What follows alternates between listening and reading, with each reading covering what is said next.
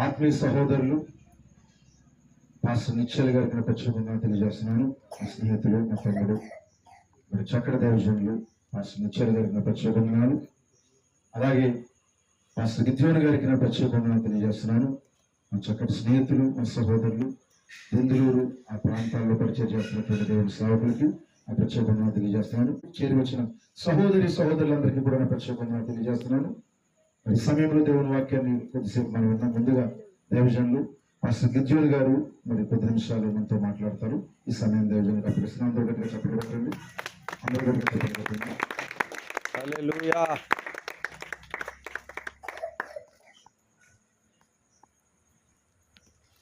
దేవుని నామానికి మహిమ కలుగును గాక. హల్లెలూయా. ఈ సమయం చిన్న ప్రాస్టమెంట్ దైవజనులు రాజేంద్ర కుమార్ గారికి ప్రభు యేసుక్రీస్తు నామములో నా శుభాన్ని తెలియజేస్తా ఉన్నాను. అలాగే కూడికి ఏర్పాటు చేసిన విద్యాన కుటుంబానికి, కూడి వచ్చిన సంఘానికి, దేవుని పిల్లలందరూ కూడా ప్రభు యేసుక్రీస్తు నామములో శుభాన్ని తెలియజేస్తా ఉన్నాను. మనం నేరుగా వాక్యంలోనికి వెళ్దాం. 10 నిమిషాలు దేవుని యొక్క వాక్యాన్ని మనం ధ్యానించేద్దాం ప్రియులారా. మరి కీర్తన గ్రంథము 2వ అధ్యాయము 12వ వచనం చదువుదాం. కీర్తన గ్రంథము. ఆయన కోపము త్వరగా రగులుకొనును, కుమారుని ముద్దు పెట్టుకొనుడి, లేని ఎడల ఆయన కోపించును, అప్పుడు మీరు త్రోవ తప్పి నశించెదరు. ఆయనను ఆశ్రయించు వారందరూ ధన్యులు. మహాపరిశుద్ధుడా, ప్రేమగల తండ్రి, దయగల యేసు, మీ బలములకు శ్రేష్టమైన ప్రభు యేసుక్రీస్తు నామమును బట్టి వందనాలు ప్రభు. దేవా, నిత్యంగా ప్రభు కుమారుని ముద్దు పెట్టుకోమని చెప్తా ఉన్నావు. దేవా, కుమారుని ముద్దు పెట్టుకోవడానికి మేము అందరూ వచ్చి ఉన్నాము దేవా. ఎందుకంటే నువ్వు కోపంతో రగులుతా ఉన్నావని దేవా నాయన నీ వాక్యం సెలవిస్తా ఉన్నది. కీర్తనకారుడు ప్రభు దావీదు మాట్లాడుతా ఉన్నాడు. దేవా, మా ప్రవక్త కూడా ఈ కీర్తన కోసం మాట్లాడాడు ప్రభు. దేవా, కొన్ని విషయాలు మేము ధ్యానించేస్తుండగా ప్రభు మీరేమో మధ్యకి దిగి రమ్మని అడుగుతా ఉన్నాను. దేవా, నిత్యంగా తండ్రి, నా ఆలోచన, నా ఉద్దేశం, నా తలుపులు మీరు మరిగి చేసి నీ ఉద్దేశాలు, నీ తలంపులు మాత్రమే బయలుపరచమని మీకు సమర్పించుకుంటూ ఈ గుడిగంతా నీ నా మహిమకు జరిగించమని ఇచ్చిన ప్రార్థన ప్రభు యేసుక్రీస్తు గారు అడుగుతా ఉన్నాను. ఆమేన్. God bless you. దేవుడు నన్ను దీవించిన రోజు అందరు కూర్చోవచ్చు. మరొకసారి దైవజనులకి మరి పాస్టర్ రాజేంద్ర కుమార్ గారికి, వారి కుటుంబానికి, సంఘానికి ప్రభు యేసుక్రీస్తు వందనాలు తెలియజేస్తా ఉన్నాను.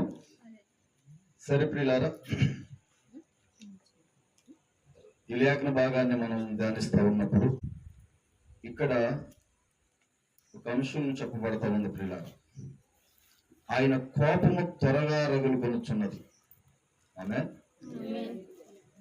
కాబట్టి కుమారుని ముద్దు పెట్టుకోండి. హల్లెలూయా. లేని ఎడల ఆయన కోపించును, అప్పుడు మీరు త్రోవ తప్పి నశించిపోతారు. హల్లెలూయా. ప్రియులారా, ఈ కుమారుడు ఎవరు అని మనం చూస్తా ఉన్నప్పుడు మరి తప్పనిసరిగా ఆయన ప్రభువుని యేసుక్రీస్తు అయి ఉన్నాడని. హల్లెలూయా. ఎందుకంటే ఆయన ఇక్కడ మనకి 12వ వచనం ఏం చెప్తా ఉంది? ఆయన కోపము త్వరగా రగులుతా ఉందంట. హల్లెలూయా. ఎందుకు అంత అలా రగిలిపోతా ఉన్నాడు ఆయన? ఆమేన్. చూడండి ప్రియులారా, ప్రతి కాలంలో కూడా దేవుడు, ఆ కాలాల్లో దేవుడు దేవుని యొక్క ప్రవక్తలను పంపించి, ఇప్పుడు ఎవరికి పంపించి ఆ కాలంలో ఆయన వారికి దేవుని యొక్క శాంతిని తెలియపరిచి, ప్రేమను తెలియపరిచి, వారిని ఆదరించి, వారి పట్ల కనికరం చూపించి, వారికి ఆహారాన్ని ఇచ్చి వారిని పోషిస్తా ఉన్నప్పుడు అయినా వారు ఆయనకి అనుకూలంగా, ఆయనకి నచ్చినట్లుగా జీవించలేనప్పుడు ఆయనకి కోపం వచ్చినట్లుగా మనం చూడగలం ప్రియులారా. దేవుని మహిమ కలుగును గాక. ఎందుకంటే నవమ కాలాన్ని మనం చూస్తా ఉన్నాము. ఆ కాలం చివరిలో ఆయనకి కోపం వచ్చినట్టుగా మనం చూస్తా ఉన్నాం ప్రియులారా. హల్లెలూయా. అవును, ఖచ్చితంగా ప్రియులారా, మనం మన కాలాన్ని మనం గమనిస్తా ఉన్నప్పుడు ఆయన ఈ చివరి కాలంలో ఆయన రగిలిపోతా ఉన్నట్టుగా మనం చూస్తా ఉన్నాం ప్రియులారా. ఎందుకు మనం ప్రకటన గ్రంథం మనం చూస్తా ఉన్నప్పుడు ఆ ప్రకటన గ్రంథము 10:7 మనం చూస్తా ఉన్నప్పుడు ప్రియులారా, ఇక ఆలస్యం లేదు కానీ దేవునామం మహిమ కలుగును గాక. ఎందుకంటే ఆలస్యం లేదంటే ఆల్రెడీ ఆయన ఆ సంఘ కాలాల్లో ఆయన యొక్క సమాధానాన్ని ఆయన ప్రేమను చూపించుకుంటానే వచ్చాడు ప్రియులారా. ఇక సమయం లేదు కారణాన్ని బట్టి ఆయన తన గ్రంథాన్ని ఆయన మనసులో ఉంచుకున్న ఆయన ఉద్దేశాలన్నిటిని చెప్పేసి ఇంకా ఆ కాలాన్ని ముగించాలని అనుకుంటా ఉన్నాడు. దేవునామం మహిమ కలుగును గాక. హల్లెలూయా. చూడండి ప్రియులారా, దేవుని యొక్క ప్రవక్త ఈ లేఖనానికి ఆయన ఒక అంశం చెప్పుకుంటూ వచ్చాడు ప్రియులారా. సీమోను మరి ప్రభువైన యేసుక్రీస్తుని విందుకు ఆహ్వానించాడు. హల్లెలూయా. సీమోను ఆయన ఆహ్వానించినప్పుడు మరి యేసుక్రీస్తు ఆ యొక్క విందుకు హాజరయ్యాడు. అయితే మరి ఆహ్వానించిన ఆయన, ఆహ్వాన పత్రిక పంపించిన ఆయన పట్టించుకోలేదు. హల్లెలూయా. ఆయన పట్ల ప్రేమను చూపించలేదు. ఆయన కాలు కడుక్కోవడానికి నీళ్ళు ఇవ్వలేదు. ఆయన తుడుచుకోవడానికి వస్త్రం ఇవ్వలేదు. ఆయన పూసుకోవడానికి ఆయన సుగంధ ద్రవ్యాన్ని ఇవ్వలేదు. హల్లెలూయా. అయితే ప్రియులారా, ఆయనకి ఇప్పుడు ఆ జనసమ వెళ్ళి ఆ విందులో ఆయన కూడా కూర్చున్నాడు. ఆ విందులో ఆయన కూడా కూర్చున్నాడు కానీ రగిలిపోతూ ఉన్నాడండి ఆయన. దేవునామం మహిమ కలుగును గాక. ఆయన చాలా కోపంతో ఉన్నాడు. ఎందుకంటే ప్రవక్త వర్తమానంలో చెప్తా ఉంటాడు పిల్లలు, ఎప్పుడైతే ఆ పాపాత్మురాలు ఆ స్త్రీ వచ్చి ఆ కన్నీళ్లతో ఆయన యొక్క పాదాలను తుడుతా ఉన్నదో అప్పుడు ఆయన కొంచెం రిలీఫ్ వచ్చిందంట. ఒక ప్రశాంతమైన వాతావరణం కలిగించిందని చెప్తా ఉన్నాడు. అంటే అందుకెత్తం ఏమన్నా ఆయన ఎక్కడికి వచ్చాడంటే పిల్లారా, గొప్పలు చెప్పుకునే ప్లేస్ లోకి వచ్చాడు. అబ్బో సీమోన్ ఇంట్లో ఓ బిర్యానీ చాలా బాగుంది, ఓ మటన్ ఫ్రై చేయించాడు, లేదంటే ఆయన ఇచ్చిన ద్రాక్ష రసం చాలా బాగుంది, గొప్పలు చెప్పుకునే ఓ ప్లేస్ కి వచ్చాడండి ఆయన. హల్లెలూయా. దేవునామం మహిమ కలుగును గాక. ఎందుకంటే ప్రియులా, ఆ యొక్క విందు లేదంటే ఆ కార్యక్రమం ఎలాంటి కార్యక్రమం అంటే ఒక లవోదికే కాలం వల్లే ఉంది ప్రియులారా. అక్కడ లోపలికి వెళ్తే ఆమె ఎందుకంటే ఓ ప్రియులారా, వారికి సరిగ్గా అసలు ఎవరిని తేరి చూడాలో, ఎవరిని గౌరవించాలో, ఎవరిని ప్రేమించాలో, ఎవరికి ఎలాంటి గౌరవం ఇవ్వాలో తెలియని కాలంలో గుడ్డిగా ఉన్నారు అక్కడ ప్రజలందరూ, పిలిచిన సీమోతో సహా. హల్లెలూయా. దేవునామం మహిమ కలుగును గాక. ఎందుకంటే ప్రియులారా, ఆహ్వానించింది ఆయనే. ఈవేళ కూడా మనం చూస్తా ఉన్నప్పుడు యేసుక్రీస్తు చివరి కాలంలో ప్రియులారా, ఈ కాలాన్ని ముగించాలని, ఈ కాలాన్ని ప్రియులారా ఈ యొక్క సృష్టిని ఆయన తగలబెట్టాలని ఎందుకు అనుకుంటా ఉన్నాడు? ఆయన ఏపీఎస్సీ కాలంలో మనం చూస్తా ఉన్నప్పుడు ఆ కాల ప్రజల పిల్లలు ఆయనకు ఒక ఆహ్వాన పత్రిక పంపించారు. ఆమె ఆయన రమ్మని పిలిచారు పిల్లారా. వచ్చాడు ఆ కాలంలో పౌల్లో ఉండి. ఆమె అయితే పిల్లలు సరైన గౌరవం దక్కలేదు ఆయనకి. ఆయన లోదరు మనం చూస్తా ఉన్నాం పిల్లారా. ఏపీఎస్సీలో పెరగమాలు అందరూ కూడా సంఘమనే ప్రజల పిల్లారా ఆయనకి ఆహ్వాన పత్రిక పంపిస్తామన్నారు. రండి, మా ఇంటికి రండి. హల్లెలూయా. మేము మీకు విందు చేయాలనుకుంటా ఉన్నాము. ఆమె ఇవాళ కూడా మనం చూస్తా ఉన్నాం ప్రియులారా. క్రైస్తవులందరూ ఆయనకు ఆహ్వానం పంపుతా ఉంటారు. ఉదయం లేవటంగానే ఆయనకు ఆహ్వాన పత్రికలు ఇస్తారు. ఆమేన్. ప్రభువా, నా యొద్దకు రా, నాకు ఈ పరిస్థితి తీర్చిన ఆయన, ఈ కష్టం తీర్చు ప్రభువా. హల్లెలూయా. దేవునామం మహిమ కలుగును గాక. ఆయన పిలిచాం కాబట్టి ఆయన ఖచ్చితంగా వస్తారండి. నా పిల్లలు పిలుస్తా ఉన్నారే. సీమను పిలిస్తే కూడా వెళ్ళాడు ఆయన. దేవునామం మహిమ కలుగును. మనం అందరం కూడా ఆయన ఆహ్వాన పత్రికలు ఇస్తా ఉంటాం. ప్రతిరోజు ఆహ్వాన పత్రిక ఇస్తా ఉంటాం ఆయనకి. నా ఇంటికి రండి. ఇవాళ సంఘాలన్నీ కూడా ప్రియులారా, లోదర సంఘమైన, పెంతెకోస్తు సంఘమైన, ఏ సంఘమైనా సరే, దేవా మా ఇంటికి రా, ప్రభువా మా ఇంటికి రా. హల్లెలూయా. మా పట్ల కరుణ చూపించు, మాకు సహాయం చెయ్యి, మాకు మేలు చెయ్యి. హల్లెలూయా. మాకు వివాహాలు చేయి ప్రభువా, మాకు ఉద్యోగాలు రావాలి ప్రభువా, రానాయనా. హల్లెలూయా. ఆయన వస్తాడు, వివాహం చక్కగా జరిగిస్తాడు, కానీ వీళ్ళేమో ఆచారాలు చేస్తారు. ఆయన వస్తాడు, ఉద్యోగాన్ని ఇస్తాడు, వీళ్ళు ఆమె గుడిమాని వేస్తారు పిల్ల. ఆయన వస్తాడు, ఆశ్రయించాడు కాబట్టి వీళ్ళు బిజీ అయిపోతారు. దర్శన భాగం ఎవరు? ఇవాళ ప్రియులారా, ఆయనకి పిలిచారు కాబట్టి వస్తాడు ఆయన.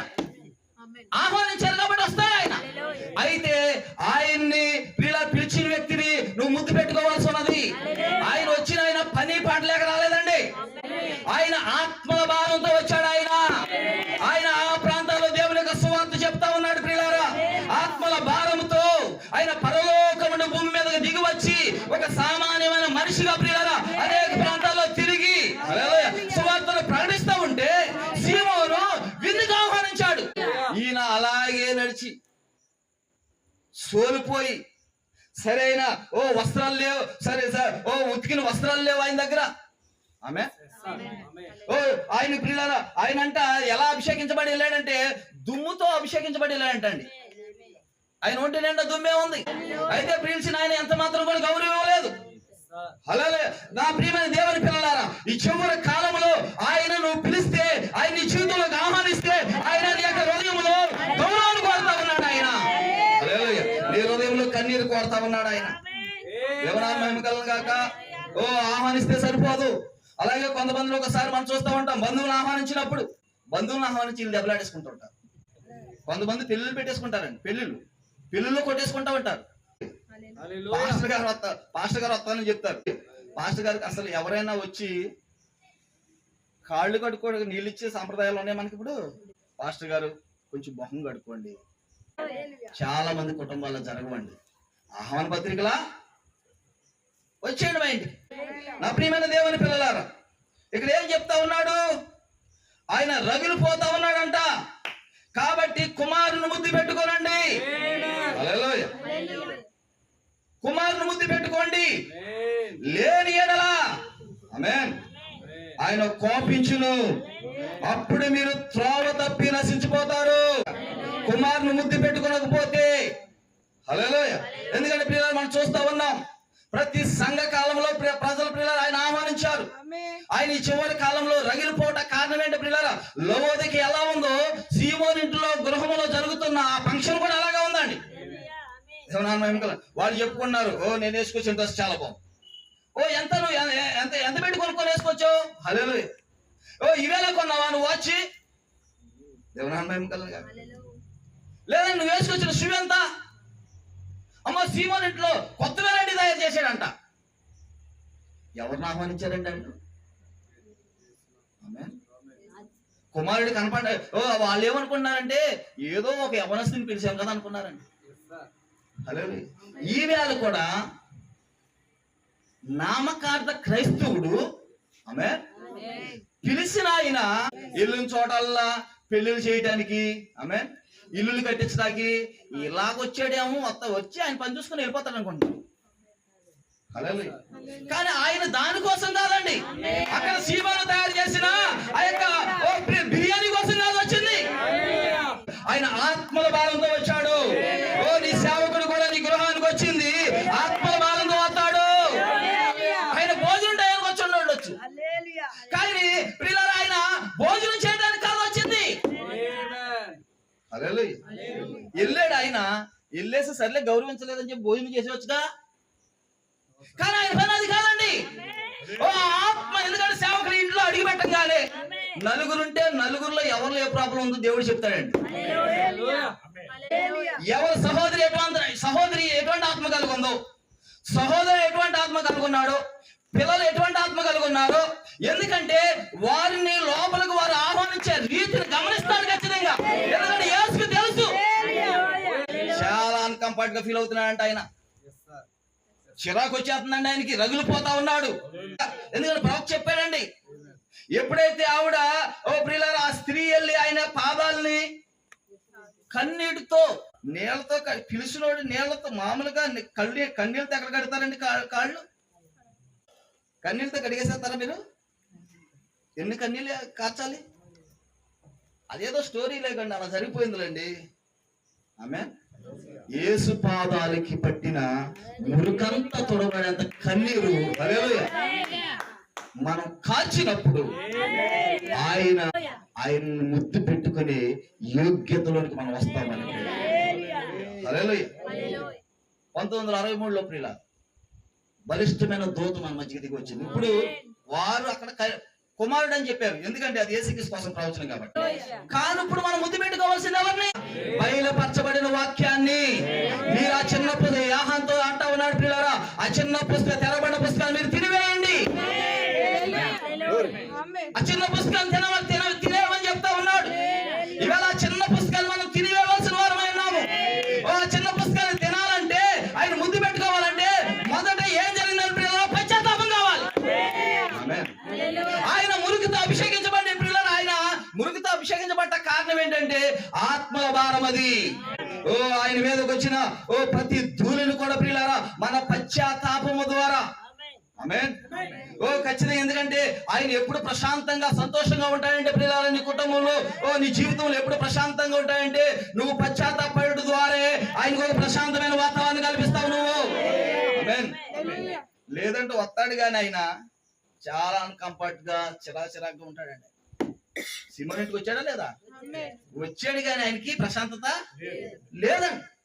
ఆయనకి ఎరిగిన హృదయాలు కావాలి, తగ్గింపు కలిగిన ప్రజలు కావాలి, హల్లెలూయా, ప్రేమపూర్వకమైన మాటలు మాట్లాడేవాళ్ళు కావాలి, కన్నీరు కార్చే ప్రజలు కావాలని ఆశిస్తా ఉన్నాడు. లేకపోతే ప్రియులారా ఆయన రగిలిపోతా ఉన్నాడు అనే విషయాన్ని గమనించాలి. ఎందుకంటే ఆయన నోట నుండి ఉమ్మువే ఉద్దేశిస్తా ఉన్నాడండి. అవునా? నువ్వు వెచ్చగానే ఉండు, లేదంటే చల్లగానే ఉండు, లేదంటే నా నోట నుండి ఆయన నోట నుండి ఆయన ఉమ్మువే ఉద్దేశిస్తా ఉన్నాడు. హల్లెలూయా. అది ఆయనలో ఉన్న ప్రియుల రౌద్రమై ఉంది ప్రియులారా. ఆమె అందుకే 1963లో దిగి వచ్చిన ఆయన న్యాయాధిపతి కూడా పిల్ల కుమారుడే. అలాగే ఆయన ప్రియులారా యోధా గోత్ర సమూహం కూడా న్యాయాధిపతిగా కూడా దిగి వచ్చాడు. ఆయన రగిలిపోతా ఉన్నాడు. అదే ఇక్కడ రాయబడతా ఉంది ప్రియులారా. మీ దైవజనులు చాలా అద్భుతమైన విషయాలు చెప్తా ఉంటారు. ఆమె అప్పుడప్పుడు పద్దాక బిర్యానీ కాదు, అప్పుడప్పుడు చారేసుకొని పెట్టి అన్నం కూడా తినాలి. దేవుని నామమున కలుగుగాక. హల్లెలూయా. ఒకసారి మన లోపలికి కొద్ది నిమిషాలు, నేను అయిపోయిన టైం అయిపోయింది. ఆయన కోపము త్వరగా రగులు కొనును. ఆమె కుమారుని ముద్దు పెట్టుకొనడి, లేని ఎడల ఆయన కోపించును, అప్పుడు మీరు త్రోవ తప్పి నశించదు. అందుకే ప్రియులారా వాళ్ళ సంఘ శాఖలో మనం గమనిస్తా ఉన్నప్పుడు మారు మనసు లేకుండా బాప్తిజం పొందారు. ఆమె వచ్చేయమంటారు ఇందుకి. అసలు మారు మనసు లేకుండా బాప్తిజం పొందాడు. వచ్చి ఏం చేస్తాడు ఆయన? ఇప్పుడు ఆ ఇంట్లోకి వెళ్ళినట్టు ఉంటది, సీమోన్ ఇంట్లోకి వెళ్ళినట్టుగా. హల్లెలూయా. అన్నీ ఉంటాయి దాంట్లో. వంకర చూపులు పోవు, బాప్తిజం అయితే పొందేస్తారు. ఆహ్వానం వచ్చింది యేసుక్రీస్తుకి. హల్లెలూయా. మారు మనసు ఉండదు, పశ్చాత్తాపం ఉండదు. హల్లెలూయా. ఇక ఎంతసేపు చూసారా సంఘ శాఖల్లో వాళ్ళ గొప్పలు వాళ్ళే. మేము గుడి కట్టుకోవటానికి 10,000 ఇచ్చాం, ఫ్యాన్ కొంటానికి డబ్బులు ఇచ్చాం, ఏసీ వేపిస్తాకి డబ్బులు ఇచ్చాం. లేదంటే మా స్థాయి ఇది, మా పరిస్థితి ఇది, మా గొప్ప మేము కాబట్టి ఇలా చేసాం, పాస్టర్ గారికి మేము కాబట్టి ఇలా చేసాం, హల్లెలూయా, మేము కాబట్టి ఇవన్నీ సమకూర్చి ఇచ్చాం. ఏమింది అది? అది సీమోను గృహం, అది సీమోను ఫంక్షన్, అది లవోదికను సూచిస్తా ఉంది. అది లవోదికలో ఉన్న ప్రజలు, ఎందుకంటే లవోదికల ప్రజలు ఎలా ఉన్నారు? గుడ్డువారు, దిగంబరులు, దిక్కుమాలోళ్ళు. హల్లెలూయా. గుడ్డోళ్ళు అయ్యుండి ఆమె పిలిచిన వాళ్ళు అక్కడ గుడ్డోళ్ళండి. ఎవరిని ముద్దు పెట్టుకోవాలో, ఎవరిని ప్రేమించాలో, ఎవరితో షేక్ హ్యాండ్ అవ్వాలో, హల్లెలూయా, లేదు గుడ్డితనంలో ఉన్నారు అక్కడ వాళ్ళందరూ. ఆయన గుడ్డోళ్ళ మధ్యకి వెళ్ళాడండి ఆయన. హల్లెలూయా. కానీ ఆమేన్, పశ్చాత్తాపం ద్వారా తెరబడిన ఆత్మ సంబంధమైన ప్రియుల పశ్చాత్తాపం కలిగిన ఒక స్త్రీ ప్రియుల ఒక సంఘం లోపలికి ప్రవేశించింది. దాన్ని బట్టి ఆయన సంతోషాన్ని పొందుకుంటా ఉన్నాడు. వారు చాలా గొప్ప వస్త్రాలు వేసుకున్నారు, కానీ ఆయనకి వాళ్ళు చూతంటే వీళ్ళేంట్రా బాబు బట్టలు లేని వాళ్ళు కూర్చున్నారు ఇక్కడ. మనసులో చాలా చిరాకు పడిపోతా ఉన్నాడండి. ఎందుకంటే అది ఆ యొక్క విందు ప్రియుల లవోదికను చూపిస్తా ఉంది ఖచ్చితంగా. అందుకే ఈ కాలం కూడా మనం చూస్తా ఉన్నప్పుడు పిల్లరా, మన శారీరక సంబంధమైన కోరికలు, ఓ శారీరక సంబంధమైన ఆశలు ప్రియులారా, శారీరక సంబంధమైన ఓ లోకం మీద మనకి ఓ ప్రియులారా ఓ ఆసక్తి నువ్వు ఎక్కువ ఉంటే నువ్వు ఖచ్చితంగా ఇప్పుడు ఎందుకంటే అలా ఉన్నా సరే లోక సంబంధమైన ఆలోచనతో ఉండి లోక సంబంధమైన కార్యాలు నెరవేరుస్తూ యేసుని ఆహ్వానిస్తే యేసుకిస్తూ ఆహ్వానం ఇచ్చావు కాబట్టి వచ్చాడు ఆమె, కానీ చాలా బాధపడతా ఉన్నాడు ఆమె. అందరు రమ్మంటారు లోపలికి, అదొక విందుశాల. కాబట్టి నా ప్రియమైన దేవుని పిల్లారా, ఈ రాత్రికాల సమయం ముందు ఆయన మనల్ని ముద్దు పెట్టు కోరుతా ఉన్నాడు. ప్రవక్త చెప్పిన చిన్న విషయాన్ని నేను చదివేసి ముగిస్తానండి. అక్కడ దయనీయముగా ఆయన కూర్చొని ఉండుట నేను ఊహించుచున్నాను. మిగిలిన వారందరూ మరియు ఆ పరిచయుడు జరిగిన కొన్ని సంగతులను గూర్చి అక్కడ సాక్ష్యం ఇచ్చుచున్నారు. అక్కడ అందరూ మాట్లాడుకుంటున్నారంట. అబ్బో మామూలుగా లేదు సెట్టింగ్. పెళ్లి సెట్టింగ్లు ఎట్లా ఉన్నాయి ఇప్పుడు? ఏంటి ఇది వరకు మామూలుగా వాళ్ళు తెలిసిన వాళ్ళ మాటలు, కానీ అక్కడ సెట్టింగ్ సంబంధం ఉండదు. ఇంత డబ్బులు వీళ్ళ దగ్గరికి ఎక్కడ వచ్చినాయి అనిపిస్తుంది. అక్కడికి వెళ్తాయి పెద్ద పెద్ద సినిమా సెట్టింగులు. హల్లెలూయా, అర్థమవుతుందా మీకు? మామూలుగా పాస్టర్ గారు గుడి కడుతున్నామో లేదు స్థలం కొట్టినామో ఏమన్నా సమర్పించుకోండి అంటే మాకు ఇక వీళ్ళు వీళ్ళకి ప్రేరణ రాదు కాబట్టి మేమే నోరు తెరిచి మాట్లాడవలసిన పరిస్థితి వచ్చేస్తుంది. ఒకసారి మీరు అంత ఇచ్చుకోండి, మీ కుటుంబానికి ఒక ఎంత ఇచ్చుకోండి అని అలాగే చెప్పేది. అసలు ప్రేరణ రావాలా? అది పెళ్ళిళ్ళకి అయితే వచ్చేస్తుందండి ఆమె. వాళ్ళు సొంతంగా ఖర్చు పెట్టుకుని వాటికైతే వచ్చేస్తుంది. అసలు ఆ ప్రేరణ ఎలా వస్తుంది? అది మామూలుగా అందరిని దాటుకొని వచ్చేస్తుంది. అసలు పెళ్ళిళ్ళకి ఖర్చు పెడుతున్నారండి డబ్బులు, ఫంక్షన్లు ఖర్చు పెడుతున్నారండి, పుట్టినరోజులు ఖర్చు పెడుతున్నారండి ఆమె. హల్లెలూయా. చర్చిలో సౌండ్ సిస్టమ్ ఉందా? లేదంటే మనకి చర్చ్ ఉందా? మనకి స్థలం ఉందా? హల్లెలూయా. పాస్టర్ గారు కాదు, సంఘానికి. హల్లెలూయా. చర్చ్ పాస్టర్ గారిదా? సౌండ్ సిస్టమ్ పాస్టర్ గారిదా? సంఘంలో వసతులు పాస్టర్ గారికా? కాదండి. దేవునామం కలుగును. ఎందుకంటే ప్రియులారా, ఇవేళ ఏంటంటే మనుషులు పరిశుద్ధాత్మ పొందుకున్నాము అనే ముద్ర కలిగి, హల్లెలూయా, సీమోను ఇంట్లో ఉన్నట్టుగా మనం ఉండకూడదు అనేది నా ఆశ అండి. నేను ఎవరిని ఉద్దేశించి లేదంటే ఎవరిని బాధ పెట్టాలని కాదు ఈ మాటలు. హల్లెలూయా. ఆయన నీ గృహానికి వచ్చినప్పుడు ఆయన నీ కన్నీరుని ఎక్స్పెక్ట్ చేస్తా ఉన్నాడు, పశ్చాత్తాపాన్ని ఎక్స్పెక్ట్ చేస్తా ఉన్నాడు. ఓ నువ్వు సంపూర్ణంగా దేవునికి సమర్పించుకోవటం ఎక్స్పెక్ట్ చేస్తా ఉన్నావు. హల్లెలూయా. ఆవిడకు ఉన్న రెవల్యూషన్ ఎవరికి? పాపాత్మురాలన్న ఆ స్త్రీకి ఉన్న రెవల్యూషన్. ఆమేన్. పెద్ద విందు తయారు చేసుకొని రంగరంగ వైభవంగా విందు చేసిన యేసుక్రీస్తుకి ఆహ్వానం పంపిన ఆయనకి లేకుండా పోయింది. అలాంటి వారిగా మనం ఉండకూడదని. మేము పాపులమా? ఎలా ఉండాలి మరి? ఆ పాపాత్మురాలైన స్త్రీలాగా ఉండాలని. మేము పాపులమా? బాబాయ్ మన పరిశుద్ధులం ఏంటి? ఆమె మనం అందరం కూడా పాపులమై ఉన్నాం. మన అందరి తలతో ఆయన యొక్క పాదాలను తొడవలసిన వారమే. దేవుని మహిమ కలుగును గాక. మనం కన్నీరు కార్చాల్సిందే. హల్లెలూయా. ఇక్కడ ఎవరు హెచ్చైన వారు లేరు, గొప్పలు చూపించుకున్న వారు ఎవరు లేరు. మనమందరం కూడా ఎందుకంటే ప్రియ అన్ని సేవలుగా యేసుక్రీస్తు పాద సేవ చాలా అద్భుతం అండి. అద్భుతండి.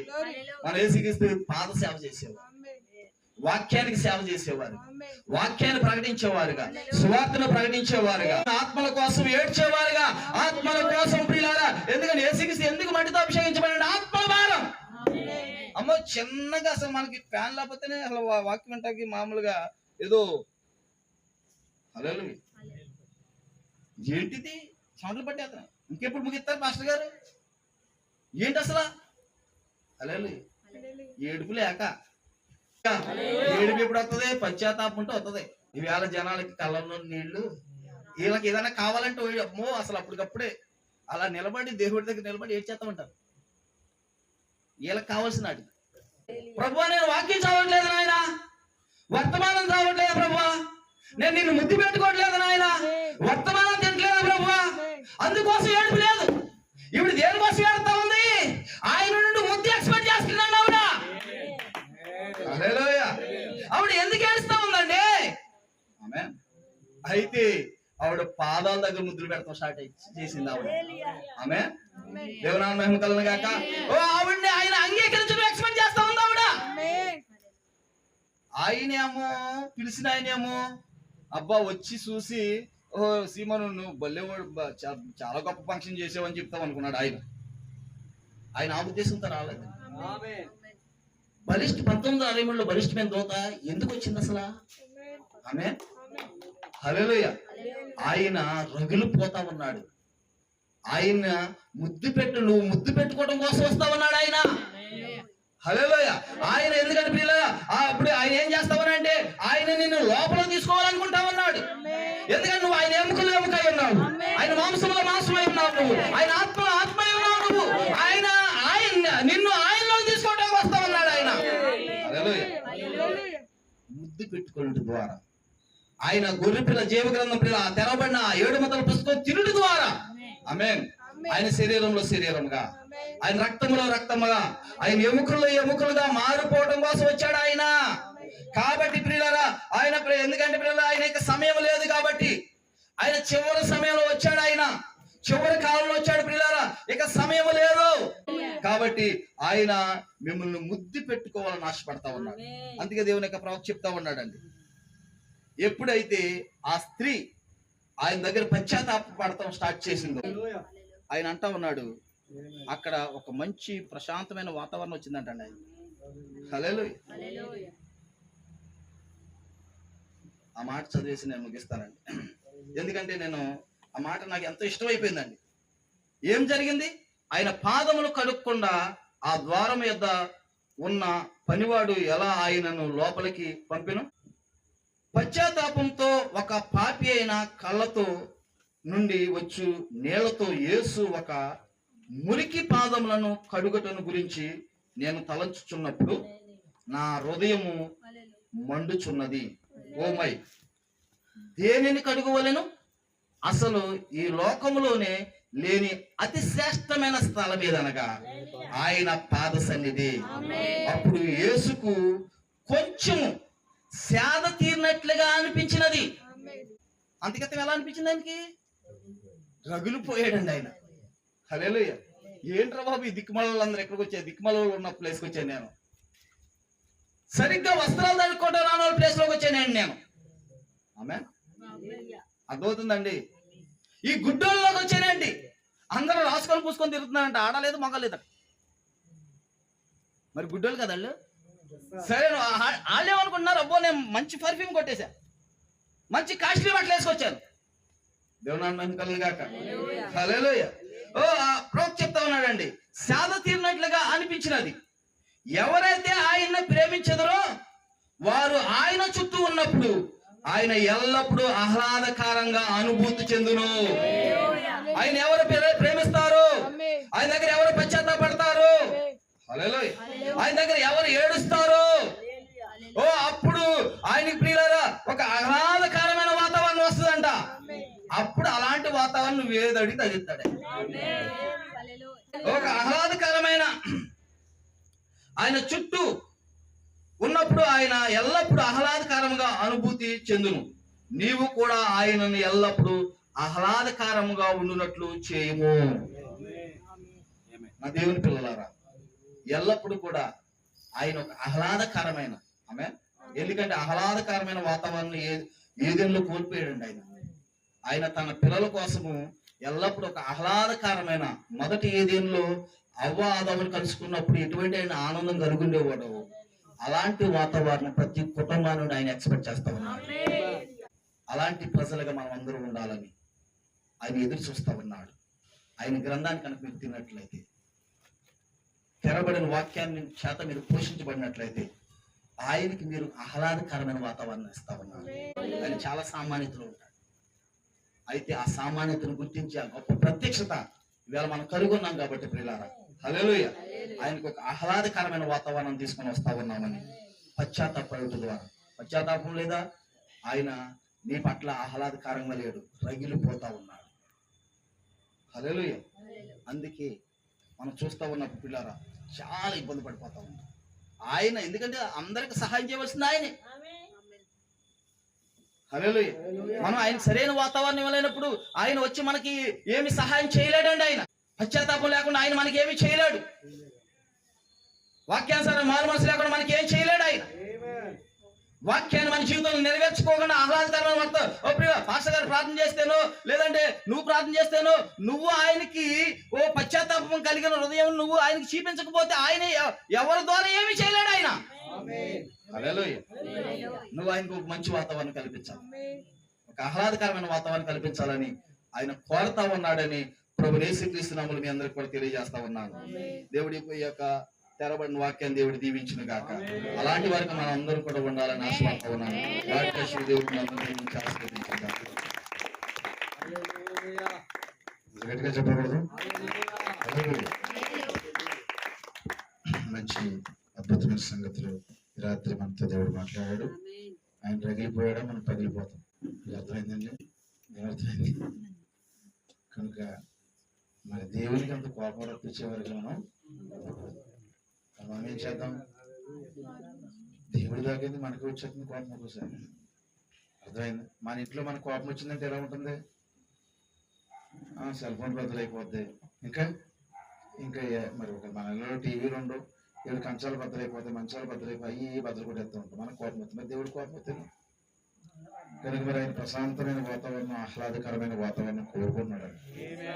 ఎందుకు వచ్చింది మన తెప్పుడు అంటే అంత మనశ్శాంతి లేకుండా దేవుడు చేయడం ఎందుకు మనం చెప్పండి. కనుక మనం చక్కగా ఆ స్త్రీ వలె ఉన్నామా? అక్కడికి ఒక వధువు ప్రవేశించింది. ఈ రాత్రి ఇక్కడ దేవునికి ఆహ్లాదకరముగా ఉండే ఒక వాతావరణాన్ని సృష్టించే వధువు ఇక్కడ ప్రవేశించింది. ఇక్కడ ఆ వధువు ఉన్నదే. హల్లెలూయా.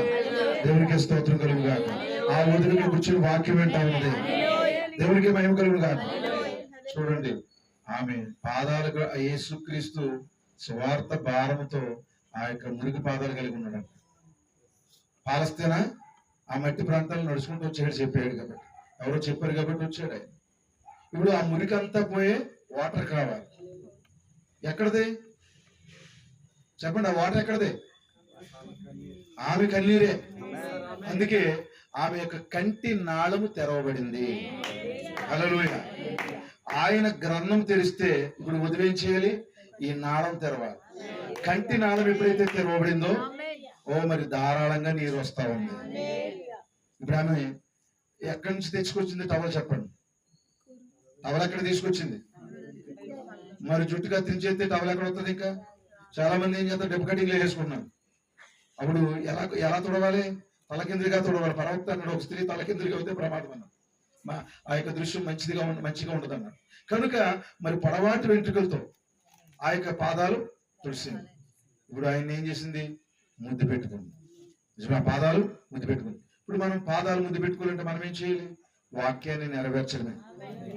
దేవుడు పంపించిన వర్తమానాన్ని మనం ఖచ్చితంగా నెరవేర్చడమే మన జీవితంలో. ఆయన్ని ముద్దు పెట్టుకోవడమే, ఆయన్ని హత్తుకోవడమైనది దేవుడు. కనుక రాత్రి మనందరం కూడా ఆయన ఉగ్రతకు గురవ్వకుండా, నిజమేనా, ఆయన ఆహ్లాదంగా ఉంచుదామా? ఆయన సుఖంగా ఉంచితే మనం సుఖంగా ఉంటాం. అన్నది అర్థమైంది. ఆయన సంతోషంగా ఉంటే మనం సంతోషంగా ఉంటాం. ఈ రాత్రి ఆయన మన మధ్యలో సంతోషంగా ఉండడానికి నమ్ముతున్నాం. అద్భుతంగా దేవుడు వాక్యాన్ని ఇచ్చినందుకు మరి దేవునికి స్తుతులు చెల్లిస్తున్నాము. దైవజనులకి నా ప్రత్యేకంగా తెలియజేస్తున్నాను. మరి ఈ సమయంలో మన మధ్యలో దేవుని సేవకులు పాస్టర్ నిశ్చల్ గారు ఉన్నారు. మరి చక్కటి దైవజనులు వారు మరి వచ్చి వర్తమానాన్ని అందించాలని ప్రేమతో ఈ సమయాన్ని వారికి ఇస్తున్నాను. గట్టిగా చెప్పబడతాం. దేవుడికి దేవుడు మైపడతాము.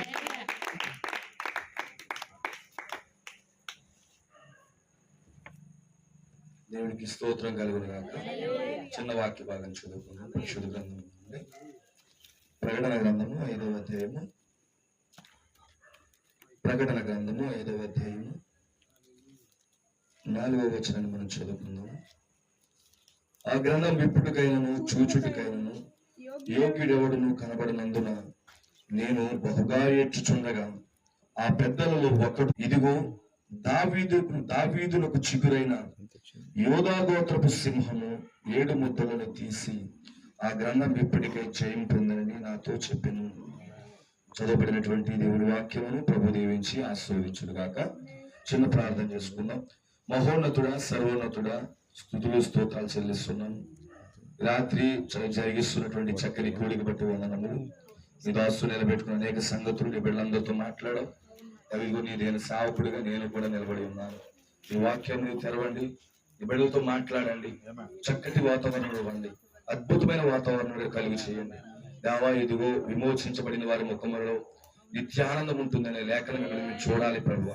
తప్పనిసరిగా ఇక్కడ అందరినీ దర్శించండి. ఈ కూడికి ఏర్పడిస్తున్న కుటుంబములు దీవించండి.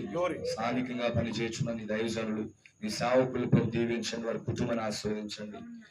నీ వాక్యములు కొద్దిసేపు మేము ధ్యానించిపోతూ ఉండగా అద్భుతమైన విషయములు మాకు బయలుపరిచి నడిపించమని నీకే స్తుతి స్తోత్రములు చెల్లిస్తూ ఈ కూడికి నీ చేతికి అప్పగిస్తూ కూడికి అనంతరం మహిమ ఘనత ప్రభావాలు పొందుకోమని యేసుక్రీస్తు నామములో ప్రార్థిస్తున్నాము. ఆమేన్. దేవుడికి మహిమ కలుగును గాక.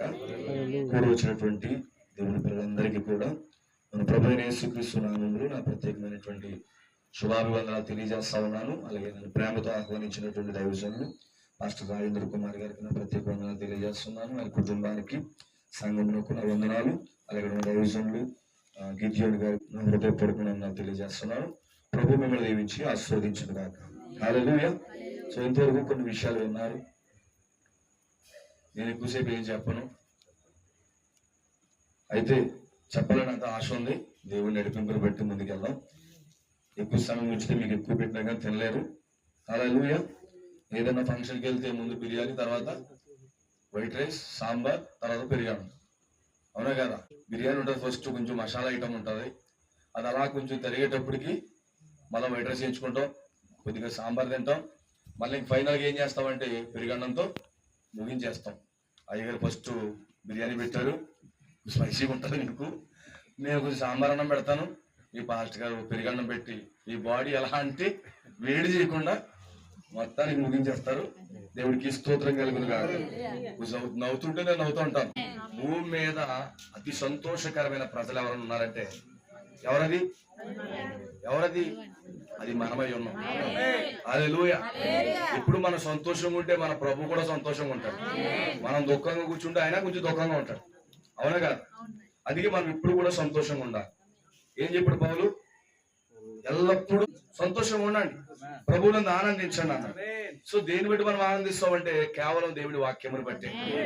ఈరోజు దేవుడు మన క్రైస్తవులుగా ఉంచాడు, క్రీస్తుని కలిగిన ప్రజలుగా ఉంచాడు. అదే గొప్ప ఆనందమైనది మనకి. ఈ రోజు ఈ ఆనందం ప్రపంచంలో ఎక్కడిగా లేదండి, కానీ దేవుడు మనకి ఇచ్చాడు. దేవుడికి స్తోత్రం కలుగును కాదు. గమనించండి, దైవజనులు చెప్పారు, అప్పుడు వరకు ఆయన ఎలా ఉన్నాడంట? ఎక్కడో మూలపడి ఉన్నాడట. కానీ ఎప్పుడైతే ఆ స్త్రీ వచ్చిందో ఆయనకి సంతోషం వచ్చేసిందంట. ఈ రోజు ఆయన రౌద్రుడు ఎవరో వాస్తవమే, కానీ ఆయన కోపమును సంతోషంగా మార్చింది ఎవరంటే ఈ రోజు మనమై ఉన్నాము. హల్లెలూయా. ఆయన వధువు మీద కోపంగా లేడు. ఆమేన్. వధువుతో చాలా శాంతంగా మాట్లాడుతూ ఉన్నాడు, అని ప్రేమతో మాట్లాడుతున్నాడు. పరిశుద్ధ గ్రంథంలో నాబాలు మీద దావీదుకు చాలా కోపం వచ్చింది. నాబాలు లేపేద్దామని వచ్చాడు. ఈ లోపల అబిగయాలు సిద్ధపడి కొంత ఆహారం పట్టుకుని మార్గ మధ్యలోనే అడ్డుకుని హల్లెలూయా దావీదు కోపం అంతా తొలగించి ఆ కోపమును సంతోషంగా మార్చేసింది. హల్లెలూయా. ఈ రోజు ప్రపంచం ఈ విధంగా ఉందంటే గనుక అది కేవలం నిన్ను బట్టే ఉంది. ఈ యానము, ఈ పరిసర ప్రాంతాలన్నీ బాగున్నాయంటే కేవలం నిన్ను బట్టే. నువ్వు చేసే ప్రార్థన బట్టి, నువ్వు దేవుణ్ణి వేడుకునే దాన్ని బట్టి, నువ్వు సిద్ధపడిన బట్టి, నువ్వు ఆయన్ని ఆరాధించడం బట్టి, ఆయన గణపరచడం బట్టే ఈ పరిసర ప్రాంతాలు చాలా చక్కగా ఉన్నాయి. లేకపోతే ఈ పరిసర ప్రాంతాలు ఎప్పుడో తీర్పు గురైపోవాలి. ఖచ్చితంగా దేవుడిని ఆశ్రయం చేయాలి. ఎందుకంటే దేవుడు అంత రౌద్రంగా ఉన్నాడు. కానీ కేవలం నిన్ను బట్టి, నీ ప్రేమను బట్టి, నీ యొక్క దీనత్వను బట్టి ఆయన చాలా సంతోషంగా ఉన్నాడు. ఆయన దేవుడికి స్తోత్రం కలుగునుగా. హల్లెలూయా. గమనించండి నా ప్రియ సోదరి సోదరులా, ఈ రోజు మనం ఎలాంటి దేవుడు అంటే, ఒకవేళ మనం బాధగా ఉన్నా, ఒకవేళ మనం దుఃఖంగా ఉంటాం, కొన్ని సందర్భాలలో ఈ భౌతికమైనటువంటి పరిస్థితులను బట్టి కొన్నిసార్లు మనకు దుఃఖం వస్తుంది. మన దుఃఖం అని ఏం చేస్తాడంటే నాట్యంగా మార్చేస్తాడు. ఈ రోజు నీ దుఃఖమును నాట్యంగా మార్చే దేవుడు ఎక్కడే ఉన్నాడు. ఆయన ఉన్నాడంటారా? ఆయన ఇక్కడ ఉన్నాడా? మరి ఆయన ఉంటే ఎలా కూర్చుంటాం మనము? ఆయన ఎంతమంది ప్రేమిస్తున్నారు? ఆయన ప్రేమిస్తున్నారా? ఆయన నిజంగా ఇష్టపడుతున్నారా? ఆయన అంటే నీకు ప్రేమ ఉందా? ఆయన ఉంటే ఆప్యాయత ఉందా? హల్లెలూయా. మరి ఇంటికి ఎవరన్నా మీ ఇంటికి ప్రేమించడం వస్తే ఎలా కూర్చుంటాం? కంగారు తిరిగేస్తా, ఇంట్లోకి ఈ ఇంట్లోకి, ఐ సప్పుడు చేస్తావు, ఈ సప్పుడు చేస్తావు, ఏదో తెచ్చుకుని పెట్టేస్తావు. ఎంత అలా ఉంటుంది నీ మొహం చెప్పు? మామూలుగా ఉండదు అనమాట. ఎవరు వచ్చారమ్మా? మా ఊరిని చుట్టాలు వచ్చారు, మాకు కావాల్సిన బంధువులు వచ్చారు, అందుకే అంత సంతోషంగా ఉంటాను. అదే నీకు ఇష్టం లేని వచ్చారు అనుకో ఏం చేస్తావు? తినండి. నీళ్ళు తాగుతారా? టీ పెట్టమంటారా? సరే వద్దిపోతే మారండి. ఎలా ఉంటావు? నువ్వు అలాగ ఉన్నప్పుడు 2 నిమిషాలన్నా కొంపలు ఉండబోద్ది చేస్తుందా? నువ్వు ఏం చేస్తాడు? చుట్టాలు ఈ రాత్రికి ఉందామని వస్తాడు. ఆ ఇంట్లో వాతావరణాన్ని బట్టి ఏం చేస్తాడు? సరే ఏమన్నా చిన్న పని ఉంది ఇల్లు వస్తానంటాడు. అవునా? అదే వెళ్ళిపోదాం అనుకున్నవాడు, వచ్చి జస్ట్ విజిట్ చేసి వెళ్ళిపోదాం అనుకున్నవాడు ఇక్కడ నీ ఇంటికి వచ్చిన తర్వాత నువ్వు ప్రేమ చూపించావు అనుకో, ఏం చేస్తాడో తెలుసా? ఆ రోజు చేసుకోవడానికి బట్టలు లేకపోయినా మీ ఇంటి దగ్గర మీ ప్రేమను బట్టి అతుక్కుపోతాడు ఆయన. దేవునికి స్తోత్రం కలుగును గాక. ఈ రోజు నువ్వు దేవుని ఎలా చూడాలి తెలుసా? ఆయన్ని యొద్ద నుంచి బయటికి వెళ్ళిపోకుండా నువ్వు అడ్డుకోవాలి. నువ్వు వెళ్ళిపోకుండా ఆపాలంటే నువ్వు ఎక్కువగా ప్రేమించాలి, ఎక్కువగా ఆరాధించాలి, ఆయనకి ఏకీపించాలి. నీ ముఖంలో సంతోషం ఉండాలంటారా? సంతోషం ఉందండి. ఆమె సంతోషంగా లేకుండా మాత్రం కూటమి ఆపోద్ది. దావీదు ఎలా ఉన్నాడు? వాక్యం వస్తుంటే ఏం చేస్తున్నాడు? అవి వచ్చేస్తున్నాడా మొహం అనుకున్నాడా? లేదు లేదు, నాట్యం చేస్తున్నాడు. ఏం చేస్తున్నాడు? ఇప్పుడు దావీదు వల్లే నాట్యం చేసే వాళ్ళు ఉన్నారా? వాక్యానికి ఆనందించే వాళ్ళు ఉన్నారా? అయ్యో వాక్యం వస్తుందండి, నాకు ఇష్టమైనది వాక్యం. ఈ ప్రపంచంలో అన్నిటికంటే ప్రాముఖ్యమైనది దేవుని వాక్యము. ఆయనే దేవుడై ఉన్నాడు. ఆయన వస్తున్నప్పుడు నేను ముఖం విచారంగా పెట్టను, నేను దుఃఖంగా పెట్టను, చాలా సంతోషంతో ఆనందంతో వస్తాను. దేవుడికి స్తోత్రం కలుగును గాక. వాక్యము లేకపోతే నీ ముఖములో విచారం, వాక్యము లేకపోతే నీ ముఖములో దుఃఖము. కానీ ఎప్పుడైతే వాక్యం వస్తుందో నేను దుఃఖముగా ఉంచాడు ఆయన. వాక్యం వచ్చి నీ దుఃఖమును నాట్యంగా మార్చేస్తాడు. ఈ రోజు వాక్యం ఎందుకు వచ్చింది తెలుసా? అసలు నీ కన్నీళ్ళు లేకుండా చేయడానికి వచ్చింది, అసలు నీ హృదయంలో దుఃఖం లేకుండా చేయడానికి వచ్చింది, నీ బాధ లేకుండా చేయడానికి వచ్చింది, నిజంగా నీ నాట్యం చేయించడానికి వచ్చింది. అందుకే వాక్యం వస్తా. ఆమె నువ్వు కోటికి ఎలా రావచ్చు, ఇంటికి వెళ్తున్నాడు మాత్రం అలాగే వెళ్ళకూడదు, నాట్యంకి వెళ్ళాలి. ఏమైంది నీకు సంతోషం అంటే? దేవుడు నన్ను దర్శించాడు, దేవుడు నాతో మాట్లాడాడు, నా హృదయాన్ని దర్శించాడు, నాకు సంతోషాన్ని ఇచ్చాడు. ఏమన్నా అప్పులు తీరిపోయా? లేదండి. హల్లెలూయా. అయితే నా జీవితంలో దేవుడు వచ్చాడు. నేను రోగం తగ్గిపోయిందా? రోగం కంటే నాకు ఆత్మీయ రోగం తగ్గిపోయింది. అందుకే ఈ సంతోషం ఉన్నది. దేవుని సన్నిధిలో సంతోషం ఉండాలట. ఆమె దేవుని సన్నిధిలో ఆనందం ఉండాలట. ఉందంటారా? మనకి దానికి నాట్యం ఎందుకో తెలుసా? దేవుడి వాక్యము, దేవుడి మానసము ఆ యొక్క గృహంలోకి వస్తా ఉంది. ఓ నిజంగా నీ యొక్క జీవితంలో వాక్యాన్ని ఆహ్వానించావు అనుకో, నాట్యం చేస్తూ ఆహ్వానిస్తావు. ఎంతమంది ఇష్టపడతా ఉన్నారు? ఎంతమంది మంచి జీవితాల్లో దేవుడు రావాలనుకుంటున్నారా? నిజంగా దేవుడు రావాలనుకుంటున్నారా? దేవుడు మిమ్మల్ని దీవించును గాక.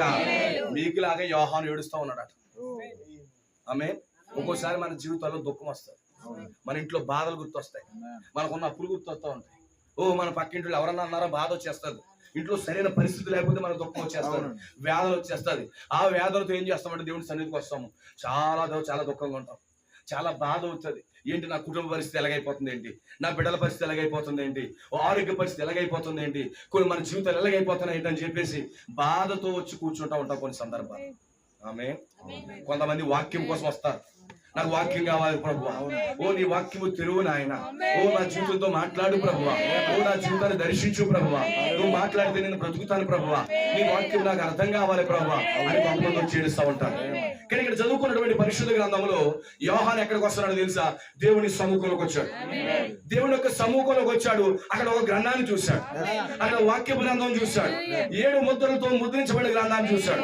ఎప్పుడైతే ఆ గ్రంథాన్ని చూశాడో ఆమె ఆ గ్రంథం కోసం తెలుసుకోవాలని ఆసక్తి అతనిలో ఉంది, ఆ గ్రంథం కోసం వినాలని ఆసక్తి ఉంది, ఆ గ్రంథంలో ఏముంది అసలు అది నాకు కావాలని ఆసక్తి కలిగి ఉన్నాడు. అడుగుతున్నాడు, నాకు కావాలి, అది నాకు కావాలి, అది లోపల ఉంది బయట ఉంది. ఆమె బయట అంతా కష్టాలు కనబడుతున్నాయంట, ఆ గ్రంథం ఏంటి? లోపట బయట. ఇప్పుడు బయట కనబడుతుంది, ఎలా ఉంది అది? కష్టాలు, దుఃఖాలు, గుర్రాల మీద గుర్రాలు. మన జీవితాల్లో గుర్రాలు వస్తాయా? మనం వేధిస్తాయంటాయా?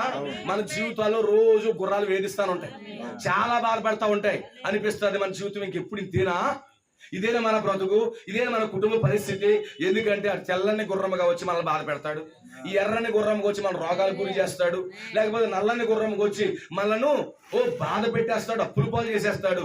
లాస్ట్ గా వాడు మనల్ని ఎలాగైనా చంపేయాలనుకుంటాడు, ఎలాగైనా చంపేయాలి, ఈ భూమి మీద మనం ఎలాగైనా తీసేయాలి, ఈ భూమి మీద మనం ఉంచకూడదు అన్న రకంగా వాడు మన జీవితాల మీద దాడి చేస్తాడు. కొన్నిసార్లు మన జీవితంలో జరిగిన కష్టాలను బట్టి, దుఃఖాలను బట్టి, రోగాలను బట్టి, వ్యాధులను బట్టి మనందరికీ ఇలాంటి ఆలోచనలు వస్తాయి. ఆ దెయ్యం సాధారణంగా సామాన్యంగా మన జీవితంలోకి ఎంటర్ అయిపోయి ఆటోమేటిక్ గా మనల్ని బాధిస్తూ ఉంటారు. దెయ్యం అనగా బాధించేవాడు. మనం దుఃఖపడుతున్నామంటే మన వ్యాధి ఒక హృదయంలో బాధ పెట్టేస్తానంటే దెయ్యమై ఉన్నది. ఒక విషయం కోసం పదే పదే పదే ఆలోచన చేసేస్తూ ఉంటుంది. నా బిడ్డల పరిస్థితి ఏంటి, నా కుటుంబ పరిస్థితి ఏంటి, నేను ఎంత తప్పు అయిపోయాను, నా పరిస్థితి ఇలా ఉన్నాయని చెప్పి మనం బాధ పెడతా ఉంటాడు వాడు. చాలా గురైపోతూ ఉంటాం, చాలా దుఃఖానికి గురైపోతూ ఉంటాం. అప్పుడు దేవుని సన్నిధికి వచ్చి మనం ఏడవడం ప్రారంభిస్తాం. దేవుని సన్నిధికి వచ్చి బాధ పెడతా ఉంటాం. ఇదేనా నా జీవితము, ఇదేనా నా బ్రతుకు, ఇంతటితో ముగించిపడిపోతుందా అన్న బాధలో వేదనలో మన జీవితం ఉంటుంది. అలాంటి సమయంలో నువ్వు ప్రభు సన్నిధికి వచ్చినప్పుడు నువ్వు కేవలం బయట చూస్తున్నావు, కేవలం బయట బాగానే చూస్తున్నావు. నీ కుటుంబంలో జరిగే సమస్యలు, నీ కుటుంబంలో జరిగే శోధనలు, రోగాలు, ఆర్థిక ఇబ్బందులు, సంతోషం లేని పరిస్థితులు, తిరుగుబాటులు, సమాధాన పరిస్థితులు చూసి కొన్నిసార్లు వేడడం మొదలు పెడతావు. ఇదేనా నా బ్రతుకు, ఇదేనా నా జీవితం అని చెప్పి మొర్ర పెడతా ఉంటావు. ఏంటి నా జీవితానికి సమాధానం ఎక్కడుంది ప్రభువా, నాకు ఎప్పుడైనా ముగింపు వస్తుందా, నా స్థితి ఎప్పుడైనా మారుతుందా, ఇలాగే కంటిన్యూ అయిపోతుందా నా జీవితం అని మనం వేదనకు గురవుతాం, బాధకు గురవుతాం. ప్రతి మానవుడు, ప్రతి నిజమైన క్రైస్తవుడి జీవితం ఇట్లానే ఉంటుంది. ఇలాగే ఉంటుంది మన జీవితం. ఎలా దీనికి సొల్యూషన్ ఉందా ప్రభువా? ప్రతిరోజు మన జీవితం ఇలాగే ఉంటుందా? దీనికి ఏమైనా మార్పు తీసుకొస్తావా ప్రభువా? ఎందుకంటే మనం బయట భాగాలు చూస్తున్నాం. ఆ గుర్రాలు మన జీవితంలో సవారీ చేస్తా ఉన్నాడు. చాలా సాధారణంగా వస్తున్నాడు వాడు, సామాన్యంగా అమాయకంగా వస్తున్నాడు. మనల్ని అన్నింటిలో ఇరికిస్తున్నాడు, మనకు సంబంధం లేని మ్యాటర్లో ఇరికిస్తా ఉంటాడు. వాడు మన జీవితాలతో ఆడుకుంటూ మొదలు పెడతాడు. ఫైనల్ గా మనల్ని చంపాలనుకుంటాడు, ఈ భూమి మీద లేకుండా మనం చేయాలనుకుంటాడు. మనకి రకరకాల ఆలోచనలు వస్తాయి, సూసైడ్ థాట్స్ వచ్చి వాళ్ళు కొంతమంది ఉంటాయి, ఈ భూమి మీద చచ్చిపోతే బాగుండు అనుకునే వాళ్ళు కొంతమంది ఉంటారు. ఇదేనా మా జీవితం, ఇదేనా జీవితం అని చెప్పి కొన్నిసార్లు చచ్చికి అలాగే వచ్చి కూర్చుంటాం. మనం దానికోసం ఆలోచిస్తాం, ఆ గుణాల కోసం ఆలోచిస్తాం, ఏడుస్తూ ఉంటాం. మాకు జవాబు రాదా పాస్టర్ గారు, మాకు జవాబు రాదా పాస్టర్ గారు, ఎక్కడి నుంచి వస్తుంది పాస్టర్ గారు అనుకున్న సమయంలో ఇక్కడ ఒక అనౌన్స్మెంట్ జరుగుతా ఉంది. నీ ప్రతి సమస్యకు, నీ ప్రతి ఇబ్బందికి, ప్రతి ఒక్క సందర్భానికి సమాధానం ఇక్కడే ఉన్నది. నువ్వు బయట భాగానే చూస్తున్నావయ్యా, నీకు లోపల మరొక భాగం ఉన్నది. నువ్వు బయట భాగానే చూస్తున్నావు, ఆ గ్రంథము లోపల మరొక భాగం ఉన్నది. ఈ రాత్రి అదే నీకు చూపించాలనుకుంటున్నాను, ఈ రాత్రి అదే నువ్వు చూడాలనుకుంటున్నాను. ఎప్పుడైతే ఆ గ్రంథంలో ఉన్న విమోచన భాగాన్ని నువ్వు వ్యక్తిగతంగా చూసావు అనుకో, నీ యొక్క దుఃఖం అంతా కూడా నాట్యముగా మారుతుంది. ఈ రాత్రి నువ్వు చూడవలసింది ఏంటో తెలుసా? గ్రంథము లోపల ఉన్న భాగాన్ని చూడాలి. నీ జీవితం గ్రంథము లోపల ఏ విధంగా ఉంది, నీ అసలైన ఒరిజినల్ రూపం అనేది, నీ యొక్క అసలైన జీవితం అనేది గ్రంథము లోపటే ఉంది. యోహాను ఏడుస్తున్నాడు, ఎక్కడ సహాయం దొరుకుతుందని. పరలోకంలో సహాయం దొరుకుతుందా? లేదు. భూమి మీద ఎవరైనా సమాధానం దొరుకుతుందా?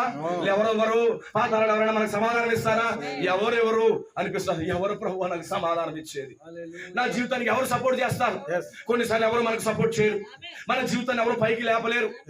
ఆమె ఏడుస్తా ఉన్నాడు. అక్కడ ఒక పెద్ద ఉంటాడయ్యా. ఎవరా పెద్ద తెలుసా? ఎవరో పెద్ద తెలుసా?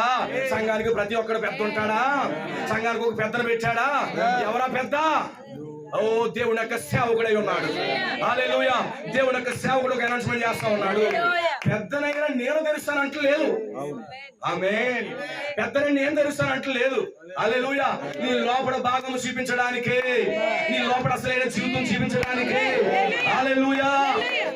యోధా గోత్రము జయించింది. ఆమేన్. అప్పుడు అప్పుడు ఆగాడు. ఆ గ్రంథం లోపల ఏముందో నీ జీవితం ఉందని ఎప్పుడైతే పెద్ద చెప్తున్నాడు అప్పుడు ఆపుతున్నాడు. అందుకే దైవజనుడిని నమ్మండి. ఇక్కడ దైవజనుడు నిలబడి బోధించినప్పుడు నీకు అసలైన జీవితం ఉంది, గ్రంథము లోపల జీవితం ఉన్నది అని చెప్పినప్పుడు సంతోషం రావాలి. ఇది నా జీవితం అనుకున్నాను. సరైన వస్త్రాలు కట్టుకోవడానికి డబ్బులు లేవు, ఎంతసేపు ఆర్థిక ఇబ్బందులు, రోగం తర్వాత రోగం తరుగుతా ఉంది, కుటుంబంలో సరైన పోషణ లేదు, నాకు ఇలాంటి స్థితి నాకు వచ్చేసింది అని నువ్వు బాధపడుతున్నప్పుడు దైవజనుడికి ఒక పాత్ర తెలుసా? గ్రంథము లోపల నీ జీవితం ఎలా ఉందో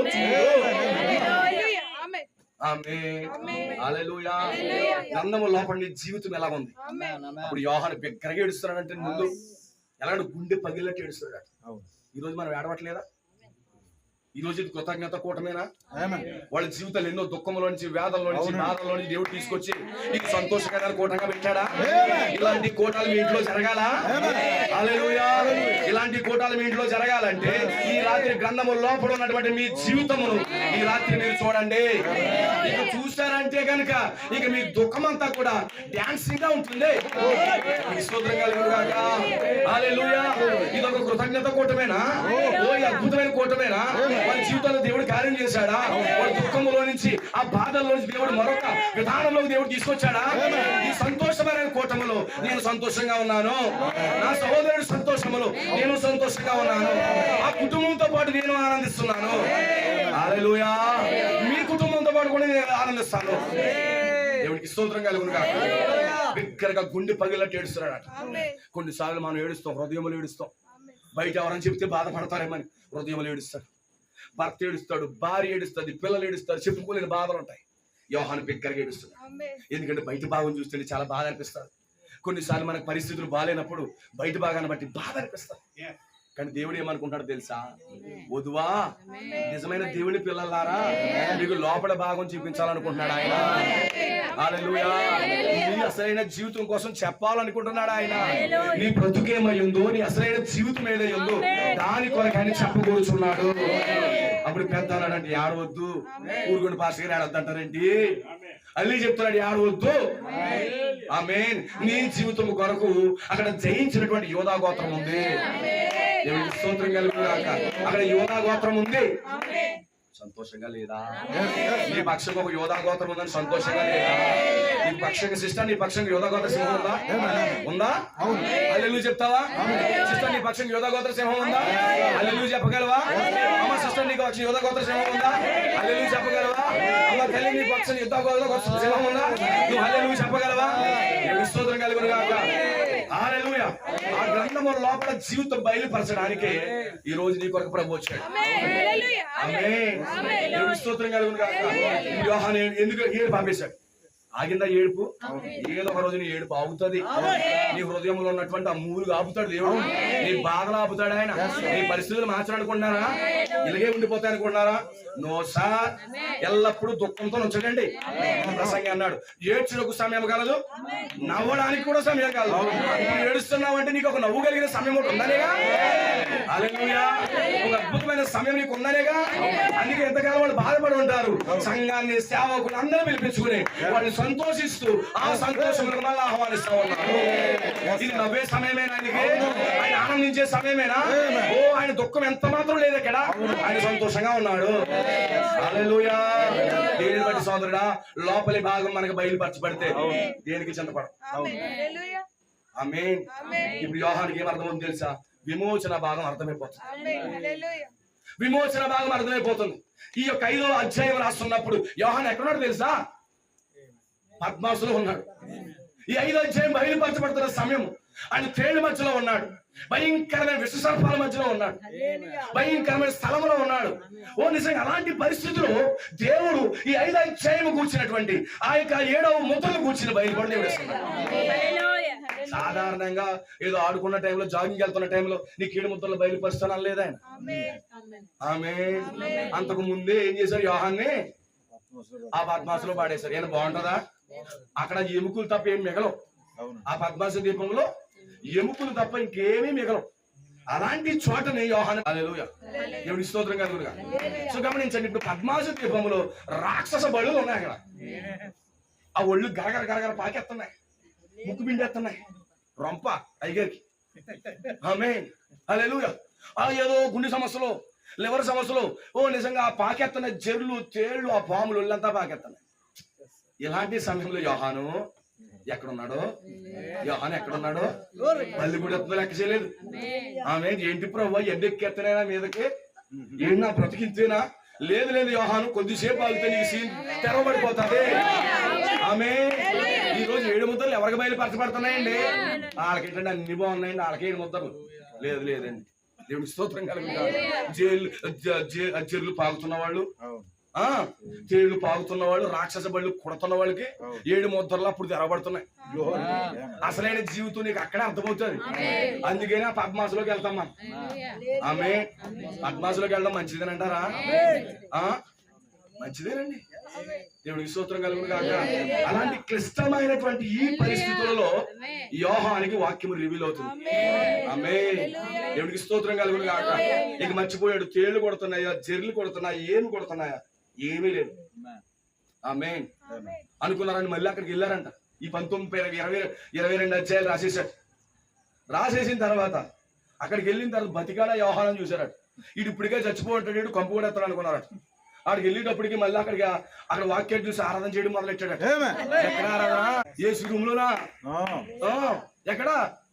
కష్టాల్లోని, దుఃఖములోను, వేదనలోని దేవుడి కుమారుడు అట్లా ఉంటాడు. మరి ఆమేన్. పరిస్థితి ఎలా ఉందేంట్రా?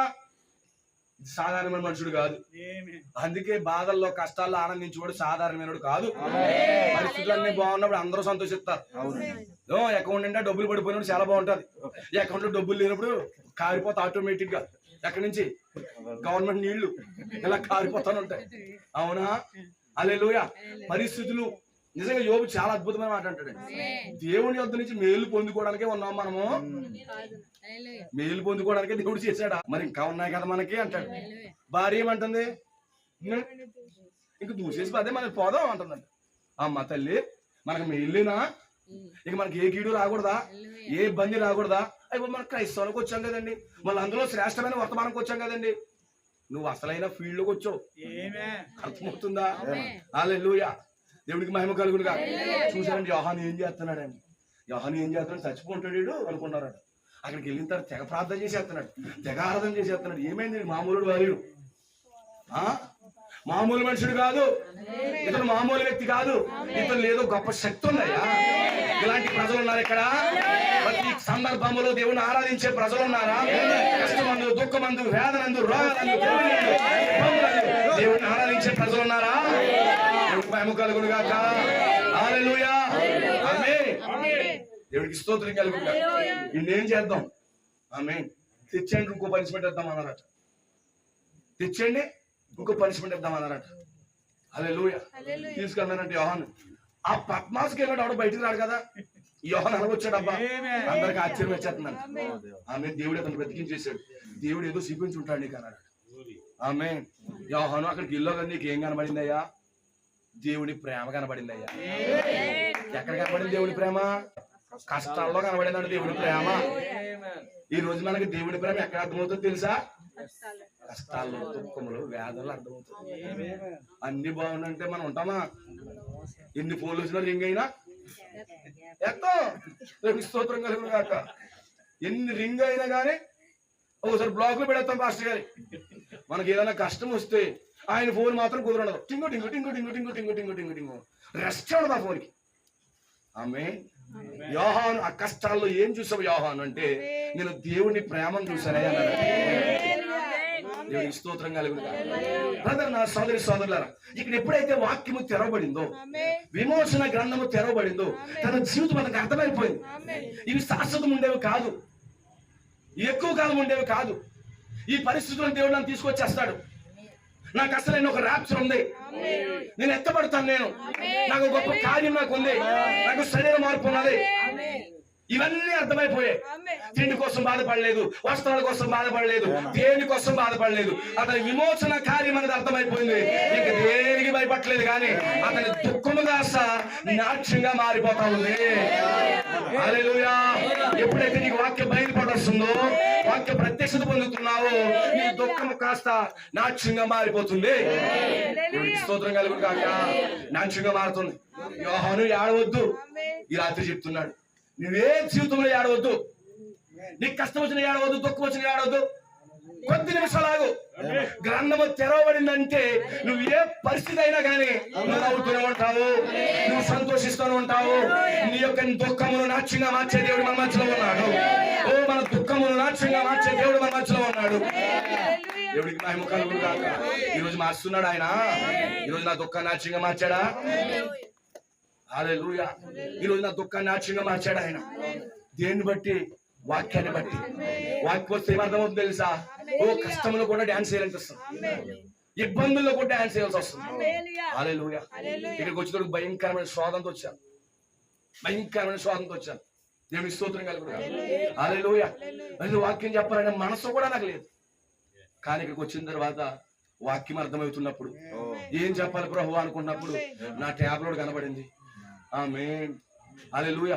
దుఃఖము నుండి ఆరాధన, దుఃఖము నుండి ఆరాధన కనబడింది.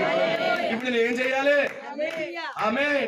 ఇలాంటి క్లిష్టమైన పరిస్థితుల్లో కూడా, ఇబ్బందికరమైన పరిస్థితుల్లో కూడా దేవుని యొక్క వాక్యమును బట్టి నేను ఆరాధన చేయాలి. ఆయనకే సంతోషంగా ఆరాధన చేస్తాడు. కానీ దుఃఖములో ఉన్నప్పుడు చేసిన వాడే అసాధారణమైన వ్యక్తి అయి ఉన్నాడు. హల్లెలూయా.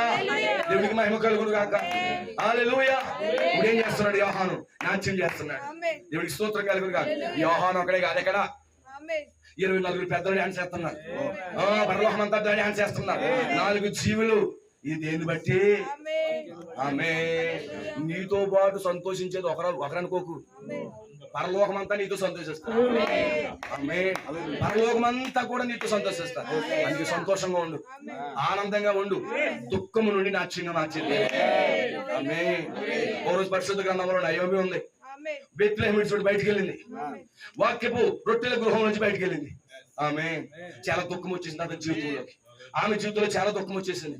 దుఃఖంతో ఉన్నప్పుడు అందరూ అడుగుతున్నారంట నయోమి నయోమి అని. నయోమి అంటే బ్యూటిఫుల్, మనోహరమైన, అద్భుతమైన, అందమైన అని అర్థం. ఆవిడేమంటే తెలుసా? నా జీవితం ఇంకా అద్భుతంగా లేదు, నా జీవితం ఇంకా ఇబ్బందికరంగా లేదు. ఆమేన్. అలాగే ఇబ్బందిగా సంతోషంగా లేదు. నా జీవితం మారైపోయింది. నేను చేదైన బ్రతుకుతూ ఉన్నాను ఇప్పుడు. ఆమేన్. నా బ్రతుకు చేదుగా ఉంది. నా బ్రతుకంతా చేదే. ఇంకెవరో కూడా నయ్యమని పిలవద్దు. ఆమేన్. కన్నీళ్లు గారితో ఉందంట. కన్నీళ్ళతో వాగ్దాన దేశంలోకి వచ్చిందంట. దేవునికి స్తోత్రం కలుగును గాక. హల్లెలూయా. ఆమెతో పాటు ఒక రూత్ ఉన్నది. ఆమెతో పాటు ఒక రూత్ ఉన్నది. ఆమెతో పాటు ఒక రూత్ ఉన్నది. ఓ ఈ రాత్రి నువ్వు రూత్ వల్ల ఉండాలని ఆశపడుతున్నాను. సంఘంలో ఎవరైనా బలహీనంగా ఉంటే, సంఘంలో ఎవరైనా దుఃఖంతో ఉంటే, సంఘంలో ఎవరైనా బాధగా ఉంటే, ఆ బాధని నాట్యంగా మార్చే రూత్ ఉండాలి. ఆమె దుఃఖమును నాట్యంగా మార్చే రూత్ అక్కడ ఉంది. ఈ రోజు నువ్వు రూతుగా ఉండాలి. సంఘంలో ఎవరైనా బలహీనలు ఉన్నారా? ఎవరైనా కృంగిపోయి ఉన్నారా? ఎవరైనా కన్నీటితో ఉన్నారా? ఆమె నువ్వు విమోచనకు తీసుకురావాలి. దేవునికి స్తోత్రం కలుగును గాక. ఇంకేమి పనిచేయని పరిస్థితి ఉంది. Naomi, you don't worry. Naomi, నువ్వేం బాధపడొద్దు, నువ్వేం దుఃఖపడొద్దు. ఆమేన్. హల్లెలూయా. నువ్వు చేదు కాదు. కొన్నిసార్లు అనిపిస్తుంది నీ జీవితం చేదుగా కనపడుతుంది. నీకు జరిగిన నష్టాలు బట్టి, నీకు జరిగిన ఇబ్బందులు బట్టి నువ్వు చేదైపోయినట్టుగా ప్రజలు కనపడతావు. ప్రజలు నేను ఎలా పిలుస్తారు తెలుసా? ఆమేన్. నువ్వు చేదైపోయినట్టుగా చూస్తాను నేను. ఓ నిజంగా గమనించండి, నీ జీవితమే నీకు చేదుగా కనబడతారు. కొన్ని సందర్భాల్లో నా బ్రతుకు ఇంతే నచ్చించి ఇలాంటి బ్రతుకు బ్రతుకుతానంటేంట్రా బాబు అని నీకు అనిపించదా? అనిపిస్తుంది. ప్రతి ఒక్కరికి అనిపిస్తుంది. ఆమేన్. వాక్యము మనకి వ్యక్తిగతంగా అర్థమయ్యేంత వరకు ప్రతి ఒక్కరికి అలాగే అర్థమవుతుంది. అలాగే అనిపిస్తుంది. మీకే కాదు చెప్తున్నా, నాకు కూడా ఒకప్పుడు వర్తమానం అర్థం కానప్పుడు, ఆమేన్, లోకంలో ఉన్నప్పుడు ఇదేం జీవితం చచ్చిపోతే బాగుండు, చేదైన బ్రతుకు బతుకుతున్నాను నేను. ఆమేన్. నేను దేవుడికి ఉపయోగపడట్లేదు, కుటుంబానికి ఉపయోగపడతలేదు, ఎవరికి ఉపయోగపడతలేదు, నాకు అన్ని నష్టాలు వచ్చాయి, నా బ్రతుకు చేదైపోయింది అని అనేక సార్లు నేను బాధపడ్డాను.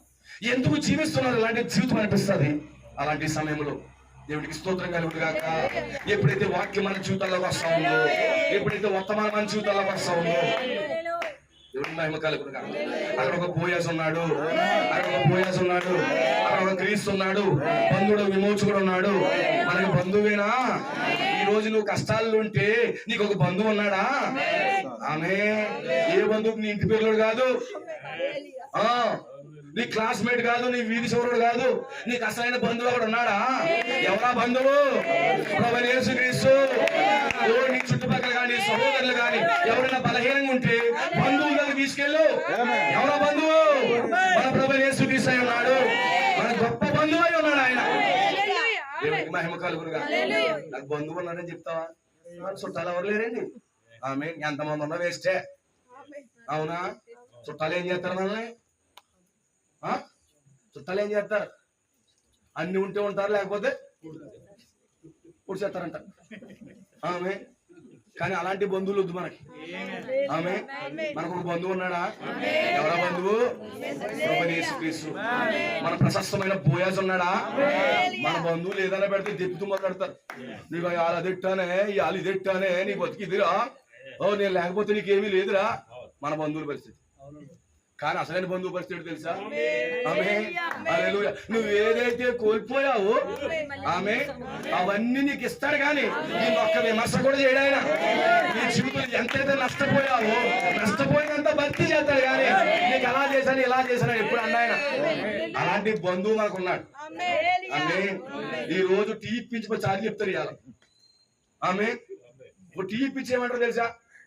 పలానా రోజు 10 రూపాయలు నేను ఇచ్చాను ఇవాళ, మిర్చి పొట్లం నేనే కొన్నాను అంటారంటరా. ఆ రోజు పకోడీ నేనే ఇట్టాను కదా, టిఫిన్ నేను ఇప్పించాను, బిర్యానీ నేనే ఇట్టాను. దానికి ఎన్ని రూపాయలు చెప్పాలి? 2 రూపాయలు చెప్తారు. అవునా కదా? హల్లెలూయా. ఒక టీకి ఎన్నిసార్లు చెప్తారు. ఈ రోజు గొప్ప విమోచన కార్యం మనకి చేసి కూడా ఆమె ఆయన మనల్ని ఏమనట్లేదు. అలాంటి బంధువు మనకు ఉన్నాడా? ఈ రోజు అలాంటి బంధువును అనుకోండి. ఆమె లోక బంధువులు చూసుకుని అసలైన బంధువులు పోగొట్టుకోవద్దు. చాలా మందికి ఏమంటారు బంధు ప్రీతి. బంధువుల దగ్గరికి వెళ్తా కోటాలకు కూడా వెళ్తుంటాం. అవునా? బంధువులు పెళ్లి చూసి అసలైన బంధువులు తెస్తారు. ఏం లేదు చూద్ది కానీ నీ పెళ్లికి వచ్చి 1000 రూపాయలు ఎట్టినట్టు అక్కడికి వెళ్ళి 1500 ఎట్టాలి. ఇదినా నువ్వు గిన్నె ఎట్టావంటే దాని పెద్ద ఎట్టాలి. అది ఎట్టకపోతే నేను ఆ ఇంటికి తిట్టాను కానీ అట్లేదు. అది నువ్వు మళ్ళీ ఏదైనా వంగిపోయి తెచ్చిందని మరి దానికోసం ఊరంతా చెబుతా ఉంటారు. నువ్వు 2 కేజీలు స్వీట్ ఎడతారు, 3 కేజీలు ఎట్టాలి. అలాంటి బంధువు కాదు మన బంధువు. మనం ఆ బంధువుల మీద అనుకుని ఏం చేస్తామంటే ఈ బంధువులు విడిచిపెడతాము. కానీ మనకు అసలైన బంధువు ఉన్నాడా? కష్టములో నష్టములో దుఃఖములో వేదనలో బాధలో పాపములో మనం ఉంటే మన పైకి లేపే మన బంధువు ఉన్నాడు. దేవుడికి స్తోత్రం కలుగుగా. ఎంతమందికి అర్థమవుతుందండి? ఇప్పుడు నయోమి చేదైన బ్రతుకుతూ ఉంది. చేదు ఎందుకంటే మొత్తం నష్టపోయింది. తను మొత్తం నష్టపోయింది. ఇలాంటి చేదైన బ్రతుకులు సంతోషం కలుగుతుందా? సంతోషం కలుగుతారా? ఆమె సంతోషం కలిగించడానికి ఆ ల్యాండ్ లో ఒక వ్యక్తి ఉన్నాడు. అతనే మన బోయాజు. రూతు వచ్చింది పరగం మీదకి. రూతు పొలంలోకి వెళ్తుంది. ఆమె పొలంలోకి వెళ్ళి కొన్ని పేలాలు పట్టుకొస్తుంది. దేవునికి స్తోత్రం కలుగును కాక. కొన్నిసార్లు మన చుట్టుపక్కల ఉన్న వాళ్ళందరూ కొంచెం బాధ ఉన్నాడు, మనం ప్రోత్సహించాలి. మనం వాళ్ళ దుఃఖంలో ఉన్నాడు, మన పైకి లేపాలి. వాళ్ళ విమోచనలో నడిపించాలి. అందుకే ఒక విమోచన కార్యం అండి మనకు అర్థమైనప్పుడు మనం ఆరాధనలో తీసుకెళ్తాం అంటండి. ఆమె విమోచన కార్యం మనకు అర్థమవుతే మనం ఆరాధనలోకి వెళ్తామంటండి. ఇప్పుడు ఏమైంది? బోయాజు రూతుని చేసుకున్నాడు. రూతుని చేసుకుని ఒక కుమారుని కనేసి ఎవరి చేతులు పెట్టాడు? నయోమి చేతులు పెట్టాడు. ఇక నయోమి పని ఎప్పుడు ఏంటి తెలుసా? పొద్దున్న పోతున్నాం లాలి లాలమ్మా లాలి లాలో లాలి ఆరాధన ఎవరి చేతులు ఉంది? ఎవరు? ప్రభువైన యేసుక్రీస్తు కుమారుడు. ఇప్పుడు ఆవిడ జీవితం అంటే ఏంటి తెలుసా? ఇప్పుడు విమోచించబడిపోయింది. కోల్పోయిన తిరిగి వచ్చేసింది. కోల్పోయిన పొలాలు వచ్చేసాయి. కోల్పోయిన బిల్డింగ్లు వచ్చేసాయి. హ్యాపీగా బిల్డింగ్ లో కూర్చుని ఓ కుమారుణ్ణి ఓబేదం తీసుకుంది. ఓబేదం ఏంటి? ఆరాధన. ఇప్పుడు చేతిలో పెట్టుకుని ఇంక వేరుకోవాలన్న బాధ లేదు, పొలంలో పనిచేయాలన్న బాధ లేదు, ఇంకోటి ఏమీ లేదు. హల్లెలూయా. ఇప్పుడు చేతిలోకి ఓబేదం తీసుకుని ఏం చేస్తుంది తెలుసా? పొద్దు నుంచి పాటలు, పొద్దు నుంచి సాయంకాలం వరకు. ఆమె పేరేంటి? దాది. దాదీలు ఏం చేస్తారు చెప్పండి? దాదీలు ఏం చేస్తారు? ఆరాధన చేస్తారంటారు. పిల్లలకి అయ్యి అంటారా? ఇంకా అదే పని ఆరాధన. ఒకప్పుడు చేదుగా ఎంటర్ అయింది ఆమె. కొన్నిసార్లు నీ బ్రతుకు చేదుగా ఉంటాడు. కానీ దేవుడు ఆ చేదులో ఏం చేస్తాడు తెలుసా? నిన్ను ఆరాధనలో తీసుకుని వెళ్తాడు. చేదైన బ్రతుకులో నుండి, దుఃఖంలో నుంచి, వేదనలో నుంచి నిన్ను ఆరాధనలోకి దేవుడు నడిపించేస్తాడు. విమోచన కొరకు కాచుకుని కూర్చున్నామే. ఈ రాత్రి విమోచన కొరకు కాచుకుని కూర్చోండి. దేవుని వాక్యం అర్థం అవడం కోసం కాచుకుని కూర్చోండి. మీ పరిస్థితులు మారే వరకు ఓపికతో కూర్చోండి. ఆమేన్. మనకు కొంచెం ఓపిక సహనం కావాలి మన స్థితి మారడానికి. దేవునికి స్తోత్రం కలుగును గాక. హల్లెలూయా. కింద సహోదరుడు అన్నాడు, నీ కష్టాలు దాటిపోయాను లేదా గొట్టు దాటిగాను అన్నాడు. కానీ దేవుడికి మహిమ కలుగును గాక. అవును, దాటేశాడు. ఇప్పుడు ఆ సహోదరుడి మొహంలో చాలా సంతోషం కనపడాలి, ఆనందం కనపడాలి. ఎందుకంటే గొట్టు దాటేశాడు. ఎందుకని? హల్లెలూయా. పర్వతం ఎక్కాడు, ఇప్పుడు దిగుతున్నాడు. లేకపోతే కింద నుంచి పైకి ఎక్కుతున్నాడు. మన ప్రవక్తలు ఏమన్నాడు తెలుసా? నిత్యమైన సూచన చూపించాడు. దుఃఖము, బాధ, వేదన, చచ్చిపోతాం లేదా అడవుల్లోకి వెళ్ళిపోతాం, సేవను విడిచిపెట్టేద్దాం, గడ్డం పెంచుకుందాం, అప్పుడప్పుడు సిటీలోకి వచ్చేసి వెళ్ళిపోయి మనం బ్రతుకుదాం అనుకున్న వ్యక్తి బాధలో ఉన్నప్పుడు దేవుడు ఒక చోట తీసుకెళ్ళాడు. విలియం బ్రాండం ఎందుకే బాధపడుతున్నాను? అలా పర్వతం వైపు చూపించాడట. 7 పర్వతాలు ఉన్నాయంట. 7 పర్వతాలు ఉంటాయి, 7 తెలుసు అన్నాడట. ఆమేన్. ఆ 7 పర్వతాలే నీ జీవితమై అన్నాడు. ఏంటి సార్ 3 పర్వతాలు ఉన్నాయి చూసే పెద్ద, అవి నీకు 3 ఇడుపులు. ఆమేన్. 3 పర్వతాలు వచ్చేసి నీకు 3 ఇడుపులు. తర్వాత ఏమవుతుంది సార్? ఎందో కొండకే నువ్వు నిత్యత్తులోకి వెళ్ళిపోతున్నావా? ఆమేన్. అప్పుడు అంటున్నాడంట ప్రవక్త, నువ్వు లోతు గట్టుకెళ్తున్నావు, నువ్వు పైకి వస్తున్నావు. లోయలోకి వెళ్తున్నావు, పైకి వస్తున్నావు. లోయలోకి వెళ్తున్నావు, నువ్వు పైకి వచ్చేస్తున్నావు. చివరి ఏమవుతుంది సార్? నిత్యత్తులోకి వెళ్ళిపోతున్నావు. అప్పుడు అంటున్నాడు, ప్రభువా నేను ముసలోని అయిపోయినా, నా కాళ్ళు కదపలేకపోయినా, నేను చనిపోయే వరకు నీ సువార్తను మాత్రం నేను విడిచిపెట్టనయ్యా. ఆమేన్. చదవండి, చాలా అద్భుతమైన విషయం అండి అది. నాకు ముసలింటికి వచ్చేసిన, నాకు శక్తి సరిపోకపోయినా నేను చివరి వరకు నీ సువార్తను విడిచిపెట్టినాయా అని చెప్పేసి విలియం బ్రానమ్ మాట్లాడతాడు. ఎందుకు తెలుసా? దుఃఖం నుండి నాట్యం వెళ్ళేసాం. దేవుడికి మహిమ కలుగును కాదు. ఎంతమందికి అర్థమవుతుందండి? ఈ రోజు నాట్యం చేసే కూటమేనా ఇది? నాట్యం చేసే కూటమేనా ఇది? కృతజ్ఞత కూటమేనా? కృతజ్ఞత కూటమి ఎలా ఉండాలి తెలుసా? ఆమేన్. చాలా సంతోషంగా ఉండాలి. దేవుడికి స్తోత్రం కలుగును కాక. చాలా ఆనందంగా ఉండాలి. నయోమికి విమోచన జరిగిపోయింది. అక్కడ రూతుతో పాటు నయోమికి జరిగింది. నయోమికి జరిగిన తర్వాత ఆరాధనకి వెళ్ళిపోతాం. మీకు అర్థమవుతుందా? విలియం బ్రానమ్కి ఏం చూపించాడు? 7 పర్వతాలు చూపించాడు. విలియం బ్రానమ్ పుట్టినప్పుడే 7 పర్వతాలు పెట్టాడు. అమెరికా పుట్టినప్పుడే 7 పర్వతాలు పెట్టాడు. ఈ భూమి పుట్టినప్పుడే 7 పర్వతాలు పెట్టాడు. అంటే భూమి పెట్టినప్పుడు ఆ యొక్క విలియం బ్రానమ్ కోసం దేవుడి మనసులో ఉంది. ఆమె ఆ పర్వతం విలియం బ్రానమ్ ఒక్కడికే కాదు. ఈ రోజు విలియం బ్రానమ్ వారసులుగా ఆ నిత్యమైన 7 పర్వతాల శిఖరం అనేది ఈ రోజు మనలో ఉన్న ప్రతి ఒక్కరికి ఆపాదించబడుతుంది. హల్లెలూయా.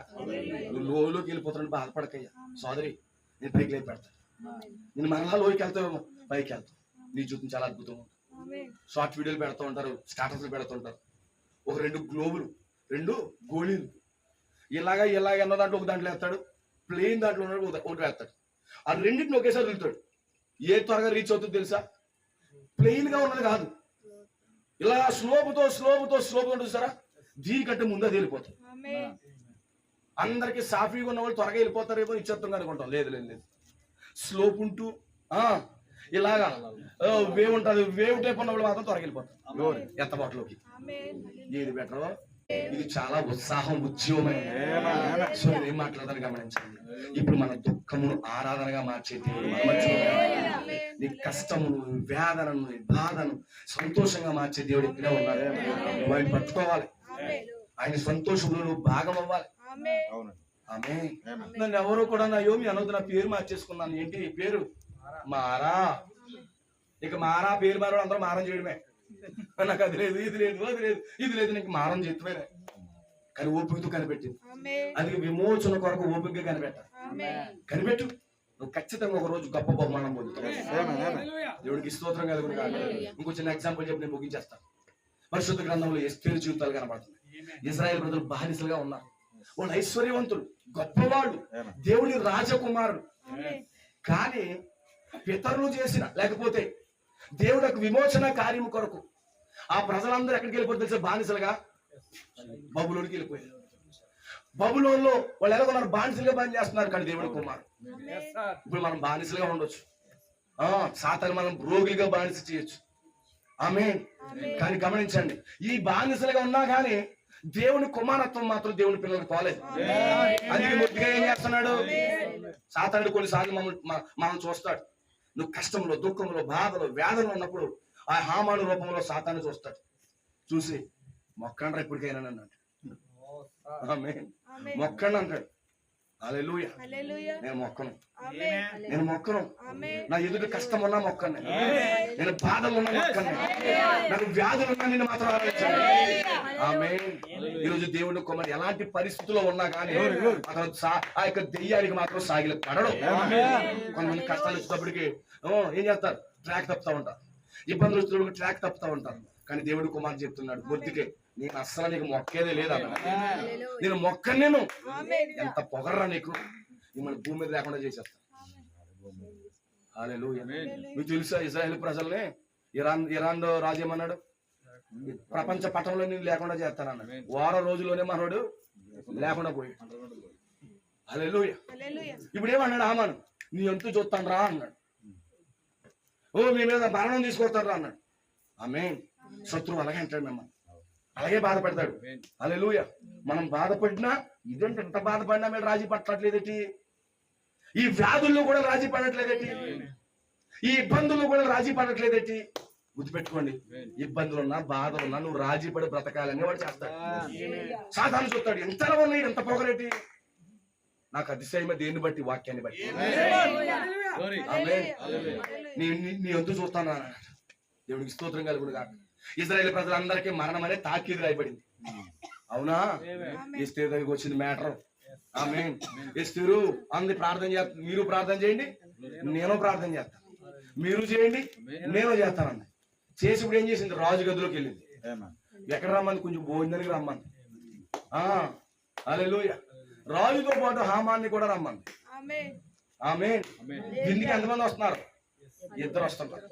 2 విందులకి ఇద్దరిని ఆహ్వానిస్తున్నాడు. ఈడేమనుకున్నాడు? నన్ను కాబట్టి పిలుస్తుంది అనుకున్నాడు. ఎవరు? హామాన్. దేవుడికి స్తోత్రం కలుగును గాక. ఇప్పుడు ఏం చేసింది? రాజు ముందు హామాన్ని బట్టబయలు చేసింది. ఈ రోజు మన రాజు మధ్యలో ఉన్నాడా? మన రాజు మన మధ్యలో ఉన్నాడా? సాతాను నిన్ను పెడుతున్న ప్రతి బాధ దేవుని సన్నిధిలో పెట్టువాడిని బట్టబయలు చేయి. అదే నీ ఇబ్బంది. నీ శత్రువుని ప్రభు సన్నిధిలో పెట్టి నువ్వు బట్టబయలు చేయాలి. అయ్యో ఇక్కడ ఉపాస ప్రార్థన పెడుతున్నప్పుడు, లేకపోతే ఆల్రెడీ పెడుతున్నప్పుడు నువ్వేం చేయాలి తెలుసా? హామాన్ అక్కడే ఉంటాడు, రాజు ఉంటాడు, హామాన్ ఉంటాడు, నీవు ఉంటావు. అప్పుడు నువ్వేం చేయాలి తెలుసా? హామాన్ని రాజు ముందు బట్టబయలు చేయాలి. ప్రభు నన్ను ఇలా వేధిస్తున్నాడు, ఓ శత్రువు ఎలా బాధిస్తున్నాడు ప్రభు, నువ్వు ఆయన ముందు కానీ బట్టబయలు చేసావు అనుకో, ఎవడు వాడినావు ఏమన్నా నువ్వు చెప్పకే ఈ బాధలు. ఒక్కసారి చెప్పు ప్రభుకి, ఆయన రంగం మీదకి వస్తాడు. హల్లెలూయా. ఈయన ఉరి తీయండి రా అన్నాడు. ఆమేన్. హల్లెలూయా. మీద ముసుగడిపోయి ఎక్కడేసారు ముసుగు? దేవుని సన్నిధిలో. ఇక్కడ నువ్వు సన్నిధిలో వాడికి ముసుగేయాలి. వాడికి ముసుగేద్దాం అనుకున్నాడు, వాడికి ముసుగేద్దాం అనుకుంటాడు. కాదు, వాడి కోసం వాడు రంగు అంతా బట్టబయలు చేయి. రాజు వాడికి ముసుగేసేసి ఆమేన్ ఎక్కడైతే దేవుని పిల్లల్ని చంపాలనుకున్నాడో వాడిని అక్కడ చంపేస్తాడు. ఏ కొయ్య మీద అయితే మురుగుగా తీయాలనుకున్నారో అదే కొయ్య మీద వాడిని తీస్తున్నారు. అంత మాత్రమే కాదు, ఆ మారికి 10 మంది కుమారులు ఉన్నారు. 10 మంది కుమారులు కూడా చంపేస్తున్నారు. ఇప్పుడు ఏమైపోయింది? శత్రువు మరణించాడు, సమాధానం వచ్చింది. అప్పుడు వచ్చింది అన్నాడు పెద్ద పండగ. సమాధానం నేను ఏం తీసుకొస్తా? పండగ. ఏంట పండగ?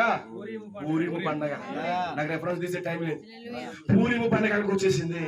ఈ పూరిము పండుగలు ఏం చేస్తున్నారు తెలుసా? నాట్యం చేస్తున్నారు. ఒకప్పుడు ఏడ్చిన ప్రజలే ఇప్పుడు ఆరాధన చేస్తా ఉన్నారు. ఒకప్పుడు దుఃఖించిన ప్రజలే ఆరాధన చేస్తున్నారు. కారణం ఏంటి? వాళ్ళ మీద ఉన్న మరణ శాసనం తొలగి ఏ శత్రువు అయితే మరణం మన మీద పెట్టాలనుకున్నాడు వాడి మీదకే వెళ్ళిపోయింది. పెట్టుకో. నిన్ను దీవించినోడు దీవించబడతాడు, నిన్ను కానీ ఎవడని శపిస్తాడు వాడు శపించబడతాడు.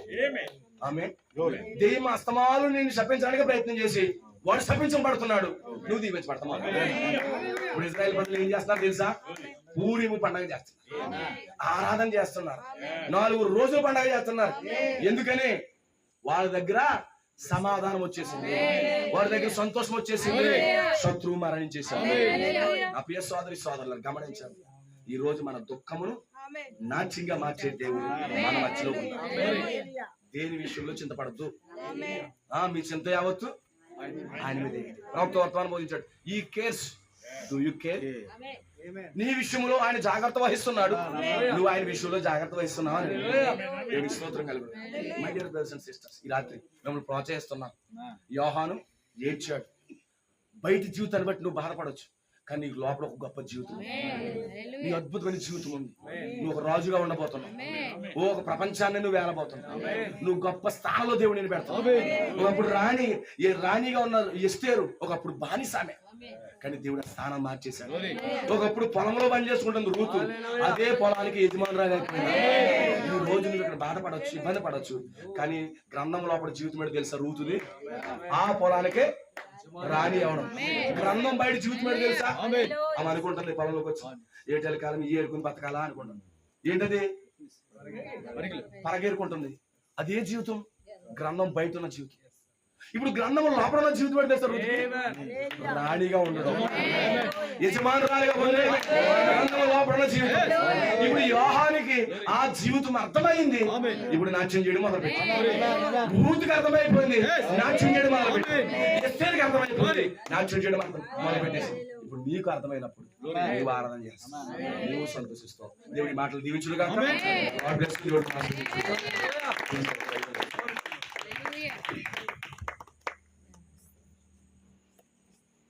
అందరూ కూడా ప్రభుని కనపరుచుకున్న మీరైతే చప్పట్లు కట్టుకోకూడదనండి. ప్రభుని మహిమపడతాను. హల్లెలూయా. అందరూ కూడా దుఃఖాన్ని చూస్తున్నారు కానీ వధువు ఆరాధన చూస్తాను. హల్లెలూయా. కష్టాల్లో కూడా ఆరాధన, నిజమేనా? దుఃఖంలో నుండి ఆరాధన. ఓ గ్రంథం వెలుపల జీవితం నుండి గ్రంథం లోపల జీవితంలోకి మనం ప్రవేశిద్దాం. ఓ మరి నిత్యముగా ఆ వేవ్స్ ఉంటేనే మనకి మంచిదేనా? హల్లెలూయా. ఆ కష్టాల్లో మంచిదేనా? హల్లెలూయా. ఖచ్చితంగా ప్రియమైన దేవుని ప్రకారం మనం ఈ రోజు దుఃఖించవలసిన పని ఏమీ లేదు, ఇంకా ఏడవలసిన పని ఏమీ లేదు ఇంకా. ఎందుకంటే మన దుఃఖ దినాలు సమాప్తమైనవి. తిరిగి మరలా మనము దేవుని ప్రకారం మన వాగ్దానాన్ని స్వతంత్రించుకున్నాము. సంతోషమేనా? రాత్రి దేవుడు చక్కగా మరి ఇద్దరు దైవజనుల ద్వారా కూడా దేవుడు మనతో మాట్లాడాడు. మరి ముందుగా దేవుడు ఏం చేస్తున్నాడు చెప్పండి? ఆయన మనల్ని ఆహ్లాదంగా ఉంచాలని, ఆయన తనని ఆహ్లాదంగా వధువు ఉంచాలని కోరుకుంటున్నాడు. మరి ఆయన తన వధువు ద్వారా ఆ యొక్క ప్రేమ గలటువంటి ముద్దులు కోరుకుంటా ఉన్నాడు. దేవుని ప్రకారం ఏం చేస్తాడు? ఆయన ఆ వాక్యాన్ని వధువు నెరవేర్చాలని కోరుకుంటున్నాడు. సంఘశాఖలు నెరవేర్చిన కారణాన్ని బట్టి వాడి దగ్గర రౌద్రంగా ఉన్నాడు, వధువు దగ్గర మాత్రం చాలా కూలుగా ఉన్నాడు. దేవుని స్తోత్రం కలుగుగా. చూడండి, పిలువబడకుండా ఎవరైనా వస్తే చచ్చిపోతారన్నాడు. ఎవరో ఆశ్వరసు, నిజమా కదా? చాలా రౌద్రంగా ఉన్నాడు. కానీ అదే ఎస్తేరు ప్రవేశిస్తే లోపలికి రమ్మన్నాడు. కానీ వధువు దగ్గర రౌద్రంగా లేడు ఆయన, వధువు దగ్గర చాలా కూలుగా ఉన్నాడు. ఎందుకంటే ఆమె సంతోషపరుస్తుంది ఆయన్ని.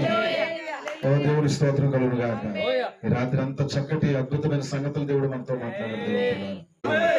దుఃఖం నాకు ఏమి పాట రాలేదు, ఏ పాటలు రాలేదు. ఎప్పుడైతే ఆమెకు ఆరాధన వచ్చిందో, ఓపేది వచ్చాడు, పాటలు పాడడం మొదలు పెట్టిందంటే ఓ దుఃఖం నుంచి ఆరాధనలోకి వెళ్ళిపోయింది. పద్మాసు నుంచి మళ్ళీ ఆరాధనలోకి వెళ్ళిపోయాడు యోహాను. హల్లెలూయా. ఆ ఎత్తు మరి ఆ ఎత్తులు ఎక్కుతున్నప్పుడు దేవుని పిల్లారా, ఆ యొక్క పర్వతాలు ఎక్కుతున్నప్పుడు మరి ఆరాధన మరలా కొంచెం లోయ వస్తుంది. మరలా డౌన్ అవుతున్నట్టుంది. లేదు, అది డౌన్ కాదు, మరలా దేవుని పిల్లారా మరలా మరి ఆ యొక్క ఉన్నతమైన స్థలాలు ఉన్నాయి దేవుని పిల్లారా. హల్లెలూయా. ఇదిగో అస్తమయమును ఉదయమును కలగగా ఒక రోజు అయింది. మన జీవితంలో దేవుని పిల్లారా అస్తమయం కలుగుతుంది, దుఃఖం వస్తుంది. అయితే అక్కడతో నీ జీవితం ఎండ కాలేదు. అస్తమయమును మరలా ఏమైంది? ఇప్పుడు ఉదయం వచ్చేసింది, ఆరాధన వచ్చేసింది, సూర్యోదయం వచ్చేసింది ఉదయం. రాత్రి దేవుడు మనల్ని చక్కగా ముందు హెచ్చరించాడు. ఇదిగో మరి నేను కోపోద్రికి నవ్వకుండా, నాకు మరి ఇబ్బంది కలగకుండా మీరు నన్ను సంతోషపరచమన్నాడు. ఇదిగో నువ్వు దుఃఖపడద్దు, ఆరాధించమని కూడా చెప్తున్నాడు. రాత్రి అంత అద్భుతమైన సంగతులు దేవుడు మనతో మాట్లాడాడు. ఈ కుటుంబంతో చేరి వచ్చిన మనందరితో దేవుడు మాట్లాడాడు. దైవజనులు బట్టి దేవుని స్తుతులు చేద్దామా? హల్లెలూయా. ప్రార్థన చేసుకున్నాం దేవుడు పిల్లలు, ప్రార్థన చేసుకున్నాం. ప్రేమమయుడా, కృపామయుడా, కనికరం గల మా తండ్రి, మా రక్షకుడా, మా బంధువుడు, విమోచకుడా, మా యొక్క గొప్ప స్నేహితుడా, మా యజమానుడా, మీ పరిశుద్ధమైన నామానికి స్తోత్రాలు చెల్లిస్తున్నాం. ఈ గోవలంక ప్రాంతాన్ని బట్టి నీకు వందనాలు. ఇక్కడ సిద్ధపడుతున్న వధువుని బట్టి నీకు వందనాలు ప్రభు. సుదర్శన గారి యొక్క కుటుంబాన్ని బట్టి నీకు వందనాలు చెల్లిస్తున్నాను.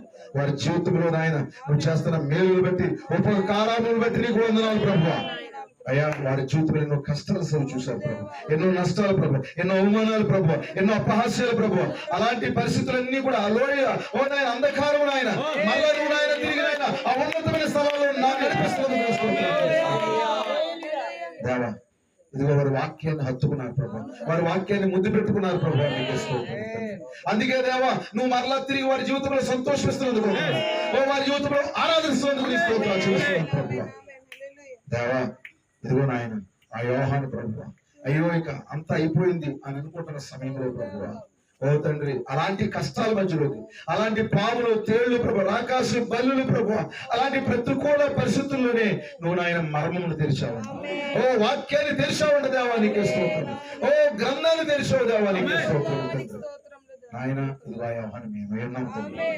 ఓ ఆ జీవితం నాదే ప్రభు. నాయన మేము కూడా కష్టాలు, ఇబ్బందులు, సమస్యలు వెళ్ళిపోతా ఉన్నాం తండ్రి. ఓ దేవా, ఎప్పుడైతే నాయన అలాంటి పరిస్థితుల్లో కూడా వాక్యాన్ని మేము గుర్తు పెట్టుకున్నాము తండ్రి. నువ్వు దిగొచ్చావు తండ్రి. మేము నాయన ఆ యొక్క మా 3 చోట్లకి ఎక్కడికి చూసినా మాకు ఏ సహాయం రాదు కానీ ప్రభు, నువ్వు దిగి వచ్చి ఎప్పుడైతే గ్రంథాన్ని తెరిచావో దేవా, ఇప్పుడు మా జీవితంలో ఆరాధన ప్రారంభించుకుంటాం. అయ్యా, నువ్వు ఇచ్చినటువంటి గొప్ప ఆదరణ కొరకు, నెమ్మది కొరకు, నీవు ఇచ్చినటువంటి ఆయన కన్ఫర్మేషన్ కొరకు నీకు వందనాలు చూపిస్తున్నాను తండ్రి. దేవా, ఇక నాయన మేము ఆరాధన ఆపుతుంది, మిమ్మల్ని స్తుతించడం మానం ప్రభు. అయ్యో దేవా, ఈ వధువుని ఆరాధించడం ఆపేది శక్తి ఈ భూమి మీద ఏది లేదు ప్రభు తండ్రి. ఎందుకంటే ఓ నాయన అగ్నిగుండంలో కూడా పాటలు పాడే శక్తి ఆ ఛాయలు ఇచ్చావంటే ప్రభు, ఈ రియాలిటీలో ఈ యొక్క బ్రైడ్ ప్రభు, ఓ నాయన, ఓ దేవ, ఏమీ కూడా ఆరాధన చేయాలి ప్రభు. సింహాల కూడా ప్రార్థించి ఆ శక్తిని దానికి ఇచ్చావంటే ప్రభు, ఈ వధువుకు ప్రభు, ఓ దేవనాయన, మరింత నాయన ఓ గొప్ప శక్తిని నువ్వు ఇస్తుంది పొందనాలు ప్రభు. మాకు ఒక పండగ ఇచ్చావు తండ్రి. అయ్యో దేవా, నాయన నీకు వందనాలు. ఓ ఈ నాయన, ఇది ప్రభు ఎస్తేరు నిర్ణయించిన పండగ అయినది ప్రభు, ఇది వధువు నిర్ణయించిన పండగ అయినది ప్రభు. దేవా, ఓ నాయన, ఆ ధర్మశాస్త్రంలో నాయన, ఓ దేవా, అక్కడెక్కడా లేని ఆ గొప్ప పండగ ప్రభు, అది ఎస్తేరు ద్వారా నిర్ణయించబడిన పండగ ప్రభు. మీకే వందనాలు చెల్లిస్తున్నాం తండ్రి. ఆ పూర్ణిమ పండగ ప్రభు దేవ మాకు ఇచ్చినందుకు నీకు వందనాలు చెల్లిస్తుంది. రాత్రి ప్రభు చేరి వచ్చిన బిడ్డలందరినీ బట్టి నీకు వందనాలు. ఆయన నీ బిడ్డలందరినీ మీరు దర్శించండి. ఆయా ప్రాంతాల నుంచి వచ్చిన బిడ్డలందరినీ మీరు ఆశీర్వదించండి. వారి కష్టాలు, సమస్యలు, శోధనలో ప్రభు, ఓ దేవ, వారి ఇరుకులో నువ్వు తోడుకోండి. వారి జీవితాన్ని వారి జీవితాన్ని ప్రభు నిన్ను ఆరాధించే జీవితంగా వారిని మారును గాక. ఓ దేవా, వారు నిన్ను ముద్దు పెట్టుకునే జీవితంగా మారును గాక. వాక్యాన్ని హత్తుకునే జీవితంగా మారును గాక. వాక్యనిత్యం దాసులు ప్రభు, పాస్టర్ గిద్యోని గారిని బట్టి పొందాలి, పాస్టర్ నిశ్చల్ గారిని బట్టి పొందాలి ప్రభు. దేవా, ఓపెన్ పెట్టుకున్న కుటుంబాన్ని బట్టి పొందాలి. ఆ యొక్క కుటుంబాన్ని బహుగా దీవించండి, బహుగా మీరు ఆశీర్వదించమని ప్రార్థన చేస్తున్నాను ప్రభు. ఆయన ముందు జరగబోతున్న ప్రతి కార్యక్రమాల్లో కూడా ప్రభు వారికి తోడుగా ఉండమని ప్రార్థన చేస్తున్నాను. దేవా, నాయన వారిని, వారి సత్యమణి గారిని ప్రభు, కుమారుని ప్రభు, ఇదిగో ప్రభు కుమార్తెలు, అల్లుడు ప్రభు, వారి కుటుంబ సభ్యులందరినీ దీవించండి ప్రభు. బలహీనతతో, రోగాలతో ప్రభు బాధపడుతున్నటువంటి, జ్వరాలతో బాధపడుతున్నటువంటి నీ బిడ్డలు కూడా స్వస్థపరిచి దేవాలని తీసుకుంటారు. దైవజనులు మీరు దీవించారు, వారి పరిచయలు బహుబలంగా మీరు వాడుకోండి ప్రభు. నన్ను మమ్మల్ని అందరినీ మీ చేతులు సమర్పిస్తుంది. ఈ మమ్మల్ని ఆశీర్వదించమని, దీవించమని, హెచ్చించమని సమస్త మహిమగంతా ప్రభావం మీకు ఆరోపించుకుంటాం. ఈ కోటానికి ప్రత్యక్షంగా పరోక్షంగా సహకరించిన బిడ్డలందరినీ మీరు దీవించుకుంటాం. సమస్త మహిమగంతా ప్రభావం మీకు ఆరోపించుకుంటాం. ప్రభు యేసుక్రీస్తు నామములో ప్రార్థించి అడుగుచున్నాను. ఆమేన్. ప్రభు యేసుక్రీస్తు కృప మీకు తోడుగా ఉండును గాక. వాక్యాన్ని హత్తుకునే వారిగా మిమ్మల్ని మార్చును గాక. ఓ కష్టాల్లో ఆరాధించే వారిగా మార్చును గాక. ప్రభు యేసుక్రీస్తు యొక్క సమాధానం మీకు, మీ కుటుంబాలకు తోడుగా నడిపించును గాక. ఆమేన్.